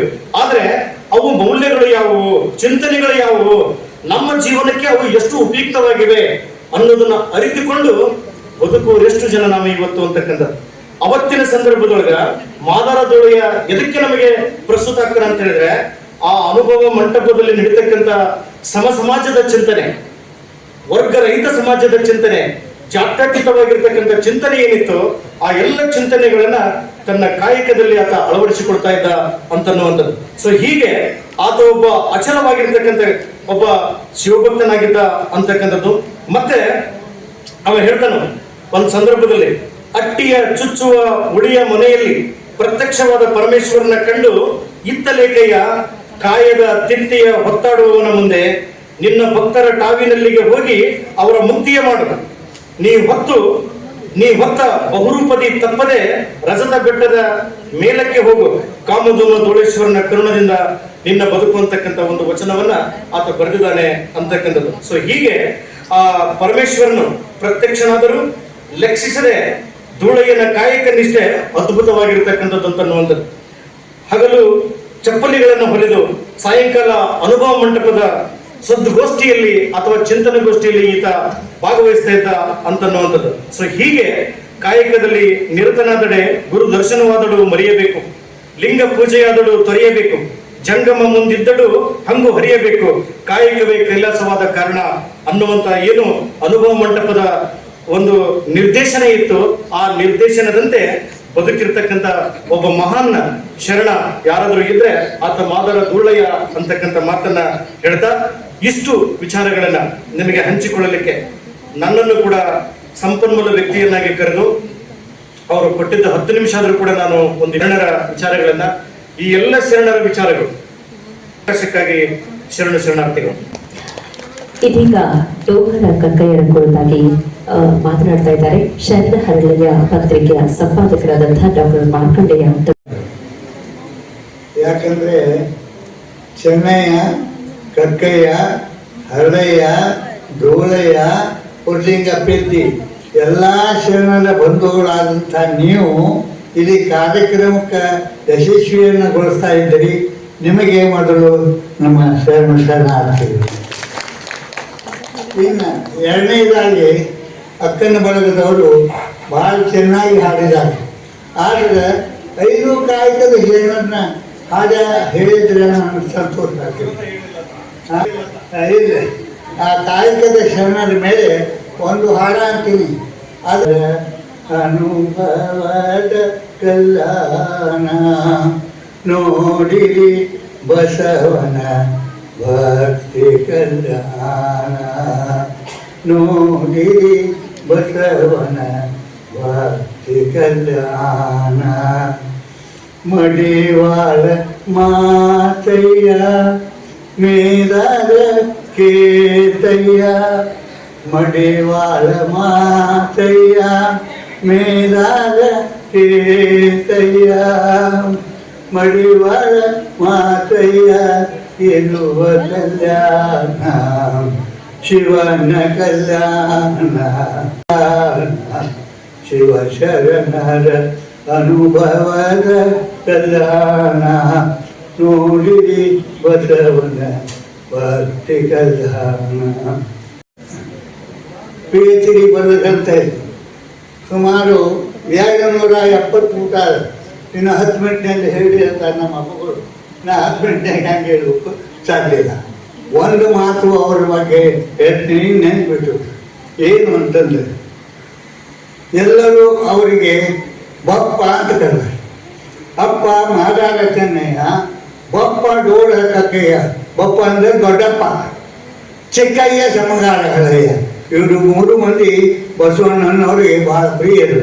ಆದ್ದರಿಂದ ಅವರನ್ನು ಮನೆಗೆ ಕರೆದು ಬಪ್ಪನವರು ಅಪ್ಪನವರು ಬಂದಿದ್ದಾರೆ ಕರೀರಿ ಅಂತ ಗಂಗಮ್ಮ ನೀಲಮ್ಮನಿಗೆ ಹೇಳ್ತಾರೆ. ಇಂಥ ಮಹಾತ್ಮ ಶರಣರ ಬಗ್ಗೆ ನಮ್ಮ ಸರ್ಕಾರ ಈ 5 ಕಾಯಕದ ಶರಣರು ಅಂತ ತಿಳ್ಕೊಂಡು ರಾಜ್ಯದಲ್ಲಿ ಎಲ್ಲ ಕಡೆ ಪ್ರಚಾರ ಮಾಡ್ತಾ ಇದ್ದಾರೆ. ಆದ್ದರಿಂದ ಈ ಕಕ್ಕಯ್ಯ ಶರಣರು ನನಗೆ ಹೇಳಿದಂಥ ಅವರು ಒಂದೇ ಮಾತು, 2 ಮನೆ ಇರಲಿ 3 ಮನೆಗಳು ಇರಲಿ, ಎಲ್ಲಿ ಡೋರ್ ಸಮಾಜ ಅದಾರೆ ಅವ್ರು ಮರಾಠಿ ಮಾತಾಡ್ತಾರೆ, ಮರಾಠಿ ಮಾತಾಡ್ತಾರೆ ಮನ್ಯಾಗ. ಯಾಕಂದ್ರೆ ಅವರು ಮಹಾರಾಷ್ಟ್ರದವರು, ಮಹಾರಾಷ್ಟ್ರದಿಂದ ಮಾಡೋ ಪ್ರದೇಶದಿಂದ ಬಂದವರು. ಆದ್ದರಿಂದ ಅವರು ಮರಾಠಿ ಮಾತಾಡ್ತಾರೆ ಮನೆಯಲ್ಲಿ. ಇನ್ನು ಅವ್ರ ತಂದೆ ತಾಯಿ ಅದನ್ನೆಲ್ಲ ಇಲ್ಲಿ ಅರ್ಥ ಇರುವುದಿಲ್ಲ.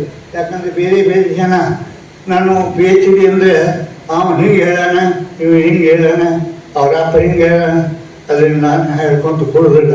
ಅದನ್ನು ತಂದೆ ತಾಯಿ ಅಂತ ಒಂದು ಚಿಕ್ಕ ಪುಸ್ತಕನ ಮಾಡಿ ಬರೀತೀನಿ. ಎಲ್ಲರಿಗೂ ಮುಂದಿನ ಸಲ ಪುಸ್ತಕನ ಕೊಟ್ಟುಬಿಡ್ತೀನಿ. ಹಂಗೆ ಎಲ್ಲರೂ ಓದಿ ಅವ್ರ ಚರಿತ್ರೆನ ತಿಳ್ಕೊಂಡು ಧನ್ಯರಾಗ. 5,000 ವಚನ ಸಾಹಿತ್ಯದ ಕಟ್ಟುಗಳನ್ನು ಉಳಿಯುವ ಮಹಾಮಣಿಗೆ ಸಾಗಿಸಿದ ಕೀರ್ತಿ ನಮ್ಮ ಡೋರ ಕಕ್ಕಯ್ಯನವರಿಗೆ ಬಂದದ. ಅದನ್ನು ಈಗ ನಾವು ಎಲ್ಲರೂ ವಚನ ಸಾಹಿತ್ಯ ಓದತಕ್ಕಂಥದ್ದು ಎಲ್ಲ ಕಕ್ಕಯ್ಯನವರ ಉಪಕಾರ ಅನ್ನೋದನ್ನು ನೆನಪಿಟ್ಟು ಹೋಗಬೇಕು. ಆಗ ನಂತರ ಅವರು ಯುದ್ಧ ಮಾಡ್ಕೊತ ಚನ್ನಬಸವಣ್ಣನ ರಕ್ಷಣೆ ಮಾಡ್ಕೊತ ವಚನ ಸಾಹಿತ್ಯ ರಕ್ಷಣೆ ಮಾಡ್ಕೊತ ಅವರು ಉಳಿಯ ಮಹಾಮುನಿಗೆ ಅವ್ರನ್ನ ಸಾಗಿಸಿ ತಾವು ಕಕ್ಕೇರಿ ಗುಡ್ಡದ ಕಡೆ ಆ ಬ್ರಿಟಿಷರ ಸೈನ್ಯವನ್ನು ವಾಪಸ್ ತಿರುಗಿಸಿ ಯುದ್ಧ ಮಾಡ್ಕೊತ ಕಕ್ಕೇರಿ ಒಳಗೆ ಕೈದ ಹೊಂತಾರೆ. ಆದ್ದರಿಂದ ದೊಡ್ಡ ಕತೆ. ಅದರಿಂದ 6 ವಚನ ನನಗೆ ಎಷ್ಟೋ ಜನ ಕೇಳಿದ ಅಲ್ರಿ 6 ವಚನಗಳ ಮೇಲೆ ಅವ್ರದ್ದು ಬೇಚನೆ ಮಾಡ್ತೀರಾ ಅಂತ. 1 ವಚನ ಮೇಲೆ ಪುಸ್ತಕ ಬರ್ತೀನಿ, ಸಿನಿಮಾ ಆಗೈತೆ ಹರಳೆಯನ್ನು. 1 ವಚನ ಸಿಕ್ಕಿಲ್ಲ. ಶಿವಶರಣ ಹರಳೆಯನವ್ರ ಬಗ್ಗೆ ಪುಸ್ತಕ ಬರ್ತೀನಿ, ಮಹಾ ಶರಣ ಹರಳಯ್ಯ ಅಂತ ತಿಳ್ಕೊಂಡು ಪುರುಷೋತ್ತಮ ಸಿನಿಮಾ ಮಾಡ್ಯಾರ. ಅವ್ರಿಗೆ ಹೇಳಿದ್ದೀನಿ ಇದನ್ನು ಸಿನಿಮಾ ಮಾಡಬೇಕು ನೀವು ಅಂತೇಳಿ. ನಾಟಿನ ಶರಣ ಅಂತೇಳಿ ಮನೆಗೆ ಬಂದು ಹೋಗಿಲ್ಲ. ಆದ್ದರಿಂದ ಡೋರ ಕಕ್ಕಯ್ಯನವರು ಸಿನಿಮಾ ಹಾಕ್ತಾರೆ, ಮಾಡ್ತೀನಿ. ಆದ್ದರಿಂದ ಸಮಾಜದವರು ಅದನ್ನು ನೋಡಿ ಸಂತೋಷಪಡಿ. ಈಗ ನಾನು ಭಾಳ ಮಾತಾಡಿಲ್ಲ, ಆದ್ದರಿಂದ ಸ್ವಲ್ಪ ಆ ಪುಸ್ತಕ ನೀವು ತೋರಿಸಿನಿ ಇಷ್ಟ. ಆದ್ದರಿಂದ ಎಲ್ಲರೂ ನನ್ನ ಕರೆಸಿ ಮಾತಾಡಲಿಕ್ಕೆ ಹಚ್ಚಿ, ಅದಕ್ಕಾಗಿ ನಿಮಗೆ ಹರಳಿನ ಬಗ್ಗೆ ತಪ್ಪು ಮಾತಾಡ್ತಿದ್ರು. ನಮ್ಮ ಇವರು ರಾಜೇಂದ್ರ ಹೊಂಗಲ್ ಅವರು ಹೇಳ್ತಾರೆ, ಹರಳಿನ ಬಗ್ಗೆ ಮಾದ್ರ ಹರಳಯ್ಯ, ಮಚ್ಚಿಗಾರ ಹರಳಯ್ಯ, ಪಾಲೇರ ಹರಳಯ್ಯ ಅನ್ನೋರು. ಬರೀ ಶ್ರಮಗಾರ ಹರಳಯ್ಯ ಅನ್ನೋದಕ್ಕೆ 20 ವರ್ಷ ತುಳಿನ ಸದಸ್ಯರಾಗಿ ಅದನ್ನು ಭಾಳ ಮಾತಾಡೋಣ. ಸರ್ಕಾರದವರೇ ಈಗ ಶ್ರಮಗಾರ ಹರಳಯ್ಯ ಅಂತ. ಇಷ್ಟೊಂದು ಮಾತಾಡಲಿಕ್ಕೆ ನೀವೆಲ್ಲರೂ ದೇವರು, ನೀವೆಲ್ಲರೂ ಶರಣರು, ನೀವೆಲ್ಲರೂ ಕೂತು ಕೇಳಿರಿ. ಆ ಶರಣತ್ವ ನಿಮ್ಮಲ್ಲಿ ಅದ ಅಂತ ಹೇಳಿ ನಿಮಗೆಲ್ಲ ಪುನಃ ವಂದಿಸಿ ನನಗೆ ಅವಕಾಶ. ಇದೀಗ ಶ್ರೀ ಸಮಗಾರ ಹರಳಯ್ಯಗಳ ಕುರಿತು ಮಾತನಾಡಿದ್ದಾರೆ. ಗಣಕ ವಿಜ್ಞಾನ ವಿಭಾಗ ಸರ್ಕಾರಿ ಪಾಲಿಟೆಕ್ನಿಕ್ ಕಾಲೇಜು ಹನಗಲ್ನಲ್ಲಿ ಉಪನ್ಯಾಸಕರಾಗಿ ಸೇವೆ ಸಲ್ಲಿಸಿದರು ಪ್ರೊಫೆಸರ್ ರಾಜೇಶ್ ಹೊಂಗಲ್ ಅವರು. ನಾನು ಕಾರ್ಯಕ್ರಮವನ್ನು ಒಂದು ಬಸವಾದಿ ಶರಣರ ಒಂದು ವಚನದೊಂದಿಗೆ ಪ್ರಾರಂಭಿಸಿ ಹಾಸ್ಯಭರಿತ 2 ಹನಿಗವನಗಳೊಂದಿಗೆ ನನ್ನ ಭಾಷಣಕ್ಕೆ ವಿದಾಯ ಹೇಳ್ತೇನೆ. ಸಮಸ್ತ ಸಮಾಜದ ಬಂಧುಗಳು ನಮ್ಮೊಟ್ಟಿಗಿದ್ದಾರೆ. ನಮ್ಮ ಇತ್ತೀಚೆಗೆ ಸಮಗಾರ ಹರಳಯ್ಯ ಸಮಾಜದ ಸ್ವಾಮೀಜಿಗಳಾದಂತಹ ಬಸವಪ್ರಭು ಹರಳಯ್ಯ ಸ್ವಾಮೀಜಿ, ಕಲ್ಯಾಣ ಮಹಾಮನೆ, ಗುಣತೀರ್ಥ ಬಸವ ಕಲ್ಯಾಣ, ಬೀದರ್ ಜಿಲ್ಲೆ, ಅವ್ರು ಹೇಳಿದಂಥ ಒಂದು ವಚನದೊಂದಿಗೆ ಕೆಲವು ಮಾತುಗಳಲ್ಲಿ 7 ರಿಂದ 8 ನಿಮಿಷದಲ್ಲಿ ನಾನು ಭಾಷಣವನ್ನು ಮುಗಿಸ್ತೇನೆ. ಅವರು ಬಸವಪ್ರಭು ಹರಳಯ್ಯ ಸ್ವಾಮೀಜಿಯವರು ಹೇಳ್ತಾರೆ, ಶರಣು ಶರಣು ಶರಣಾರ್ಥಿ ಕುಲಕ್ಕೆ ತಿಲಕ ಮಾದಾರ ಚೆನ್ನಯ್ಯಗೆ ಶರಣು. ಶರಣು ಶರಣು ಶರಣಾರ್ಥಿ ಕುಲಕ್ಕೆ ತಿಲಕ ಮಾದಾರ ಚೆನ್ನಯ್ಯಗೆ ಶರಣು. ಶರಣ ಪ್ರಸಾದಿ ಡೋಹರ ಕಕ್ಕಯ್ಯಗೆ ಶರಣು. ಶರಣ ಪ್ರಸಾದಿ ಡೋಹರ ಕಕ್ಕಯ್ಯಗೆ ಶರಣು. ಹುತಾತ್ಮ ಚೇತನ ಸಮಗಾರ ಹರಳಯ್ಯಗೆ ಶರಣು. ಹುತಾತ್ಮ ಚೇತನ ಶರಣ ಸಮಗಾರ ಹರಳಯ್ಯಗೆ ಶರಣು. ಕಾಯಕದಿ ಶಿವನ ಕಂಡ ಮಾದಾರ ಧೂಳಯ್ಯಗೆ ಶರಣು. ಕಾಯಕದಿ ಶಿವನ ಕಂಡ ಮಾದಾರ ಧೂಳಯ್ಯಗೆ ಶರಣು, ಲಿಂಗದ ಅನುಭಾವಿ ಶರಣ ಉರಿಲಿಂಗ ಪೆದ್ದಿಗೆ ಶರಣು. ಹೀಗೆ ಪಂಚಶರಣರ ಪಂಚಜ್ಞಾನದ ಪಂಚಶಕ್ತಿಗೆ ಶರಣು ಅನ್ನಂತ ಮಾತನ್ನ ಬೀದರ್ನ ಬಸವಪ್ರಭು ಹರಳಯ್ಯ ಸ್ವಾಮೀಜಿಯವರು ತುಂಬಾ ಸುಂದರವಾಗಿ ಕಾಯಕ ಶರಣರ ಬಗ್ಗೆ ಕಟ್ಕೊಟ್ಟಿದ್ದಾರೆ. ನಮ್ಮ ಹರಳಯ್ಯನ ಬಗ್ಗೆ ಹೇಳುವುದಾದ್ರೆ ಒಂದು ಜಾನಪದದ ಗೀತೆ ಹೀಗೆ ಹೇಳ್ತದೆ: ಹರನ ಶಿಖರದ ಮೇಲೆ ಸಿರಿಗಂಧ ಮರ ಹುಟ್ಟಿ, ಹರನ ಶಿಖರದ ಮೇಲೆ ಸಿರಿಗಂಧ ಮರ ಹುಟ್ಟಿ, ಕಿರೀಟದಳು 2 ಗಿಣಿ ಕೂತು ಹಾಡ್ಯಾವ, ಕಿರೀಟದಳು 2 ಗಿಣಿ ಕೂತು ಹಾಡಾವ, ಹರಳಯ್ಯನೆಂಬ ಕಥೆಯ ಹಾಡ್ಯಾವ. ಹರಳಯ್ಯ ಹುಟ್ಟಿಯಾನೋ ದಮನದ ಹುಣ್ಣಿಮೆಯಂದು, ಹುಣ್ಣಿಮೆಯ ಬೆಳಕಿನಾಗ ಹರಳಯ್ಯ ಹುಟ್ಟಿಯಾನೋ, ಬೆಳಕ ಚೆಲ್ಲೀತೋ ಅಂಗಳದಾಗ ಬೆಳಕ ಚೆಲ್ಲೀತೋ ಧರೆ ದೇವ, ಹರಳಯ್ಯ ಧರೆಗೆ ಬಂದಾನೋ ದಮನದ ಹುಣ್ಣಿಮೆಯಂದು, ಹರಳಯ್ಯ ಧರೆಗೆ ಬಂದಾನೋ ದಮನದ ಹುಣ್ಣಿಮೆಯಂದು, ಧರೆಲಿಂಗ ಹರಳಯ್ಯ ಹುಟ್ಟಿ ಬಂದಾನೋ.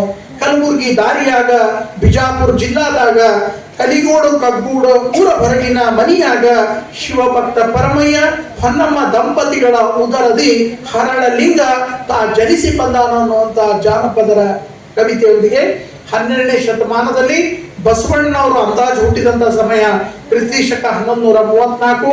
ಶರಣ ಹರಳಯ್ಯನವರು ಅವ್ರಿಗಿಂತ ದೊಡ್ಡವರು. ಅವ್ರು ಹುಟ್ಟಿದಂತ ದಿನಾಂಕ 1120ರಲ್ಲಿ ಹುಟ್ಟುತ್ತಾರೆ. ಜೇಡರ ದಾಸಿಮಯ್ಯರವರಿಗೆ ಸಂಪರ್ಕ ಬರ್ತದೆ. ಅವರ ಆಹ್ವಾನದ ಮೇರೆಗೆ ಅವರು ತಮ್ಮ ಮೂಲ ಸ್ಥಾನವನ್ನು ತಿಳಿಸಿ ತಮ್ಮ ದಂಪತಿಗಳು ಕಲ್ಯಾಣಮ್ಮ ಮತ್ತು ಶರಣ ಹರಳಯ್ಯನವರು ಸುರಪುರದ ಮುದನೂರಿಗೆ ಶಿಫ್ಟ್ ಆಗ್ತಾರೆ. ಅದಕ್ಕೆ ನಾವು ಸಗರನಾಡು ಅಂತೀವಿ. ಯಾದಗಿರಿ, ಸುರಪುರ, ಶಹಾಪುರ, ಜೇವರ್ಗಿ ಅಂದಿನ ಚಾಲುಕ್ಯ ದೊರೆಗಳು ಆಳ್ತಾ ಇರ್ತಾರೆ. ಅವ್ರು ಹೀಗೆ ಒಂದು ಸಂಪರ್ಕ ಬಂದ ಆಮೇಲೆ ಮಡಿವಾಳ ಮಾಚಯ್ಯನವರು ಸಂಪರ್ಕ ಬಂದಾಗ, ನೀವ್ಯಾಕೆ ಬಸವ ಕಲ್ಯಾಣದ ಅನುಭವ ಮಂಟಪಕ್ಕೆ ಬರಬಾರ್ದು, ಅಲ್ಲಮ ಪ್ರಭುರ ಆಸ್ಥಾನದಲ್ಲಿ ನೀವು ವಚನ ಪ್ರಸ್ತುತಪಡಿಸಬಾರ್ದು ಅಂದಾಗ ಅವರು ನಾಚ್ಕೋತಾರೆ ಶರಣ ಹರಳಯ್ಯನವರು. ಏನಂದ್ರೆ, ಕುಲದಲ್ಲಿ ಹೀನನಾಗಿ ಹುಟ್ಟಿರುವೆ, ಕುಲದಲ್ಲಿ ಹೀನನಾಗಿ ಹುಟ್ಟಿರುವೆ, ಅನುಭವ ಮಂಟಪಕ್ಕೆ ಬರಲೊಲ್ಲೆ ನಾನು, ಅನುಭವ ಮಂಟಪಕ್ಕೆ ಬರಲೊಲ್ಲೆ ನಾನು, ಈ ಜಾಗ ಬಿಟ್ಟು ಬರಲೊಲ್ಲೆ ನಾನು, ಕೋಲು ಕೋಲೆನ್ನ ಕೋಲೆ ಅಂತ ಹೇಳ್ತಾರೆ. ಇದನ್ನ ಬಸವಣ್ಣ ಅವ್ರ ಕಿವಿಗೆ ತಲುಪಿಸ್ತಾರೆ ಮಡಿವಾಳ ಮಾಚಯ್ಯನವರು. ಏನಂದ್ರೆ, ಅನುಭವ ಮಂಟಪದ ಬಾಗಿಲಲ್ಲಿ ದಂಪತಿಗಳು ನಿಂತ ವಚನ ಕೇಳ್ತೀವಿ, ನಾವು ಕುಲದಲ್ಲಿ ಚಪ್ಪಲ್ ಮಾಡೋರು, ನಾವು ಬರಂಗಿಲ್ಲ ಅಂತ ಹೇಳ್ತಾರೆ. ಈ ಮಾತನ್ನ ಮಡಿವಾಳ ಮಾಚಯ್ಯನವರು ಬಸವಣ್ಣ ಅವ್ರ ಕಿವಿ ಮೇಲೆ ಹಾಕ್ತಾರೆ. ನೋಡಪ್ಪ, ನಾನು ನಿಮ್ಗಿಂತ ಸಣ್ಣವನು, ನೀವು ವಯಸ್ಸಿನಲ್ಲಿ ದೊಡ್ಡವರು, ನೀವು ಬರಬೇಕು ಅನ್ನೋದಕ್ಕೆ ಬಸವಣ್ಣವರು ಒಂದು ವಚನ ಹೇಳ್ತಾರೆ. ಯಾರಿಗೆ? ಹರಳಯ್ಯನವ್ರಿಗೆ. ಏನಂದ್ರೆ, ಶ್ರೀ ಗುರುವನರಿಯಬಹುದು, ಶ್ರೀ ಗುರುವನರಿಯಬಹುದು, ಲಿಂಗವನರಿಯಬಹುದು, ಜಂಗಮವನರಿಯಬಹುದು, ಪ್ರಸಾದವನರಿಯಬಹುದು, ತನ್ನ ತಾನರಿಯಬಹುದು, ಇದು ಕಾರಣ ಸದ್ಭಕ್ತನ ಸಂಗವನೇ ಕರುಣಿಸು ಕೂಡಲ ಸಂಗಮ ದೇವ ಎಂದು. ಅಂದ್ರೆ ನೀನು ಕೂಡ ಹರಳಯ್ಯ, ನೀನು ಕೂಡ ಈ ಒಂದು ಕಾಯಕ ಪರಂಪರೆಯಲ್ಲಿ ನೀನು ಕೂಡ ಅನುಭವ ಮಂಟಪಕ್ಕೆ ಒಬ್ಬ ಸದ್ಭಕ್ತ ಅಂತ ಹೇಳಿ ನಾನು ನಿನ್ನನ್ನು ಬರಮಾಡಿಕೊಳ್ತಾ ಇದ್ದೇನೆ. ನೀನು ಅನುಭವ ಮಂಟಪದಲ್ಲಿ ನಮ್ಮ ಜೊತೆ ಭಾಗವಹಿಸಬೇಕು ಅಂದಾಗ ಬಸವಣ್ಣ ಅವರ ಈ ಮಾತುಗಳಿಂದ ಪ್ರಭಾವಿತರಾದಂತ ಹರಳಯ್ಯನವರು, ನಮ್ಮ ಹರಳಲಿಂಗನವರು, ಅವರು ಏನಂದ್ರೆ ಅನುಭವ ಮಂಟಪವನ್ನ ಪ್ರವೇಶ ಮಾಡ್ತಾರೆ. ಹರಳಲಿಂಗ ಅಂದ್ರೆ ಅರಳೇಶ್ವರ ಅಂತ ಒಂದು ದೇವಸ್ಥಾನ ಇರ್ತದೆ. ಈ ಹರಳಯ್ಯವರು ಹುಟ್ಟಿದಂತ ಅವರ ತಾಯಿಯ ತವರು ಮನೆಯಲ್ಲಿ ಹರಳೇಶ್ವರ ದೇವಸ್ಥಾನ ಇರ್ತದೆ. ಅದಕ್ಕೆ ತುಂಬಾ ಹೆಣ್ಮಗಳು ನಡ್ಕೊತಿರ್ತಾರೆ. ಅಂದ್ರೆ ಹರಳಯ್ಯನವರ ತಾಯಿ ನಡ್ಕೊಳ್ತಿರ್ತಾರೆ. ಅವನ ಪ್ರಸಾದದಿಂದ ಗಂಡು ಮಗು ಹುಟ್ಟು ಅನ್ನೋದಕ್ಕೆ ಅರಳೇಶ್ವರ ಅನ್ನೋ ಹೆಸರಿಡ್ತಾರೆ. ಅದು ಹರಳೇಶ್ವರ ಆಗಿ ಆಡು ಭಾಷೆಯಲ್ಲಿ ಅವರಿಗೆ ಶರಣ ಹರಳಯ್ಯ, ಹರಳಲಿಂಗ ಅಂತಾನೆ ಹೆಸರಿರ್ತದೆ ಅವ್ರ ಬಾಲ್ಯ ಜೀವನದಲ್ಲಿ. ಮುಂದೆ ಅದು ಹರಳೇಶ್ವರನ ಹೆಸರು, ಈಶ್ವರನ ಹೆಸರು ಶರಣ ಹರಳಯ್ಯನಾಗಿ ಬರ್ತಾರೆ. ಇನ್ನೇನ್ ಹೇಳ್ಬೇಕಂತಂದ್ರೆ, ಒಂದು ಸಮಾಜವನ್ನ ಅಥವಾ ಈ ಒಂದು ಕಲ್ಯಾಣ ಕ್ರಾಂತಿಗೆ ಕಾರಣವಾದಂತ ಒಂದೇ ಒಂದು ಮಾತು ಬಸವಣ್ಣವ್ರು ಹೇಳಿದ್ರು. ಏನ್ ಹೇಳ್ತಾರೆ ಅಂದ್ರೆ, ನಿಮ್ಮ ಶರಣರ ಚಮ್ಮಾವುಗೆಗೆ ಪೃಥ್ವಿ ಸಮಬಾರದು, ಸರಿಯಲ್ಲ ನೋಡ ಕೂಡಲ ಸಂಗಮ ದೇವ, ನಿಮ್ಮ ಶರಣರ ಚಮ್ಮಾವುಗೆಗೆ ಅಂತ ಹೇಳಿ ಅಣ್ಣ ಬಸವಣ್ಣನವರು 12ನೇ ಶತಮಾನದಲ್ಲಿ ಹೇಳಿದಂತ ಮಾತು ಮಾರ್ಗಲಿಸುತ್ತಾ ಕಲ್ಯಾಣ ಕ್ರಾಂತಿಯ ಕಾರಣ. ಈ ಮಾತನ್ನು ಹೇಳಿದಂತ ಸಂದರ್ಭ ಅಂದ್ರೆ, ಹರಳಯ್ಯ ದಂಪತಿಗಳು ಕಲ್ಯಾಣಮ್ಮ ಮತ್ತು ಹರಳಯ್ಯನವರು ನಿರ್ಮಿಸಿದಂತಹ ಚಮ್ಮಾವುಗೆಗಳು, ಅಂದ್ರೆ ನಾವು ಕಾಲಲ್ಲಿ ಹಾಕುವಂತಹ ಪಾದರಕ್ಷೆಗಳನ್ನ ಈ ದೇವರ ಸೃಷ್ಟಿಯಾದ ಈ ಭೂಮಿಗೂ ಕೂಡ ಸಮನಾಗಲಿಕ್ಕಿಲ್ಲ. ನೀವು ಕೊಟ್ಟಂತ ಪಾದರಕ್ಷೆಗಳು ದೇವರ ಸೃಷ್ಟಿಯಾದ ನಾವು ಭೂಮಿ ಮೇಲೆ ನಿಂತೇವಲ್ಲ, ಅದಕ್ಕೂ ಮ್ಯಾಚ್ ಆಗಂಗಿಲ್ಲ ಅನ್ನುವಂತ ಅರ್ಥವನ್ನ ನಿಮ್ಮ ಶರಣರ ಚಮ್ಮಾವುಗೆ ಪೃಥ್ವಿ ಸಮಬಾರದು, ಸರಿಯಲ್ಲ ನೋಡ ಕೂಡಲ ಸಂಗಮ ದೇವ, ನಿಮ್ಮ ಶರಣರ ಚಮ್ಮಾವುಗೆ ಅನ್ನುವಂತ ಮಾತು ಮಾರ್ಧನಿಸ್ತದೆ.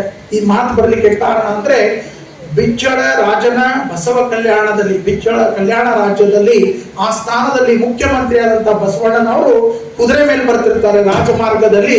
ಅವರನ್ನ ನೋಡಿ ಭಯ ಭಕ್ತಿಯಿಂದ ನಮ್ಮ ಹರಳಯ್ಯನವರು ನಮಸ್ಕಾರ ಮಾಡಿ ಶರಣು ಬಸವರಸ ಅಂತ ತಲೆಬಾಗಿ ನಮಸ್ಕಾರ ಮಾಡ್ತಾರೆ. ಬಸವಣ್ಣವರು ಮುಖ್ಯಮಂತ್ರಿಗಳು ಕಲ್ಯಾಣ ರಾಜ್ಯ, ಅವ್ರು ನೋಡಿ ಶರಣು ಬಸವರಸ ಅಂತ ನಮಸ್ಕಾರ ಮಾಡಿದ್ರೆ ಈಗ ನಾವು ಹೇಳ್ತೀವಿ ಗುಡ್ ಮಾರ್ನಿಂಗ್ ಅಂದ್ರೆ ಗುಡ್ ಮಾರ್ನಿಂಗ್ ಅವ್ರು ಆ ಕಾಲಕ್ಕೆ. ಅವ್ರು ಏನಂದ್ರೆ ಮುಖ್ಯಮಂತ್ರಿ ಆಗಿದ್ರು ಕೂಡ ಅವ್ರು ಏನ್ ಹೇಳ್ಬಿಟ್ರಪ್ಪ ಅಂತಂದ್ರೆ ಶರಣು ಶರಣಾರ್ಥಿ ಹರಳಯ್ಯ ತಂದೆ ಅಂದ್ಬಿಟ್ರು. ನಾನು ಶರಣು ಬಸವರಸ ಅಂದ್ರೆ ಶರಣೂರಿ ಅಂದ್ಬಿಟ್ಟಿದ್ರೆ ಮುಗಿದಿತ್ತು. ಶರಣು ಶರಣಾರ್ಥಿ ಹರಳಯ್ಯ ತಂದೆ ಅಂತೇಳಿ ಬಸವಣ್ಣನವರು ಕುದುರೆ ಮೇಲೆ ಕುಳಿತು ಉದ್ಗಾರ ತೆಗಿತಾರೆ ರಾಜಮಾರ್ಗದಲ್ಲಿ. ಈ ಮಾತು ನಮ್ಮ ಹರಳಯ್ಯನವರ ಮನಸ್ಸಿನ ಮೇಲೆ ತುಂಬಾ ಪ್ರಭಾವವನ್ನು ಬೀರ್ತದೆ. ಅವ್ರ ಮನೆಗೆ ಬಂದು ನನಗೆ ಬಸವಣ್ಣವ್ರು ಸಿಕ್ಕಿದ್ರು ರಾಜಮಾರ್ಗದಲ್ಲಿ. ನಾನು ಶರಣು ಬಸವರಸ ಅಂತ ಒಂದು ಶರಣ ಹೇಳಿದ್ರೆ ಅವರು ಶರಣು ಶರಣಾರ್ಥಿ ಅಂತ ಹೇಳಿ 2 ಬಾರಿ ಹೇಳಿದ್ದಾರೆ.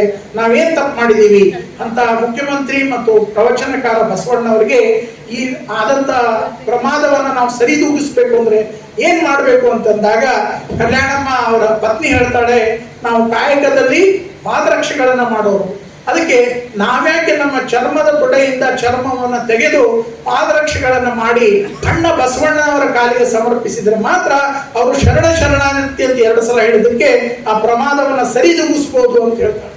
ಇದಕ್ಕೆ ಅವರು ಶಿವನ ಪೂಜೆಯನ್ನ ಮಾಡಿ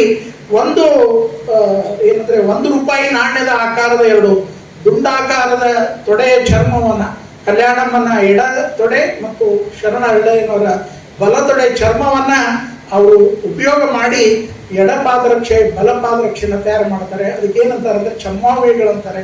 ಅದು ಮಾಡಿದಂತಹ ಚಪ್ಪಲಿಗಳನ್ನ ಎಲ್ಲಿ ಅವ್ರು ರಾಜಮಾರ್ಗದಲ್ಲಿ ಸಿಕ್ಕಿದ್ರು, ಅವರ ಅರಮನೆಗೆ ಹೋಗುವ ಮಾರ್ಗದಲ್ಲಿ ತಲೆ ಮೇಲೆ ಹೊತ್ಕೊಂಡು ಅವರು ಶರಣ ಹರಳಯ್ಯನವರು ಹೋಗ್ತಾ ಇರ್ತಾರೆ. ಅಲ್ಲಿ ಬಸವಣ್ಣ ಅವ್ರು ಸಿಕ್ಕಿರೋದಿಲ್ಲ. ಅಲ್ಲಿ ಅದೇ ರಾಜ್ಯದ ಕಲ್ಯಾಣ ರಾಜ್ಯದ ಮಂತ್ರಿಗಳಾದಂಥ ಮಧುವರಸರು ಸಿಗ್ತಾರೆ. ಇವರು ಹರಳಯ್ಯನವರು ಎದುರುಗೊಂಡಾಗ ಏನಿದು ಹೊತ್ಕೊಂಡು ನೋಡ್ರಿ, ಇಲ್ಲ ನಾ ಈ ಬಸವಣ್ಣವ್ರಿಗೆ ಚಪ್ಪಲಿಗಳನ್ನ ಕೊಡ್ತಾ ಇದ್ದೀನಿ, ಅದಕ್ಕೆ ನಾನು ಅರಮನೆಗೆ ಹೋಗ್ತಾ ಇದ್ದೀನಿ ಕಲ್ಯಾಣ ರಾಜ್ಯಕ್ಕೆ ಅಂತ ಹೇಳ್ತಾರೆ.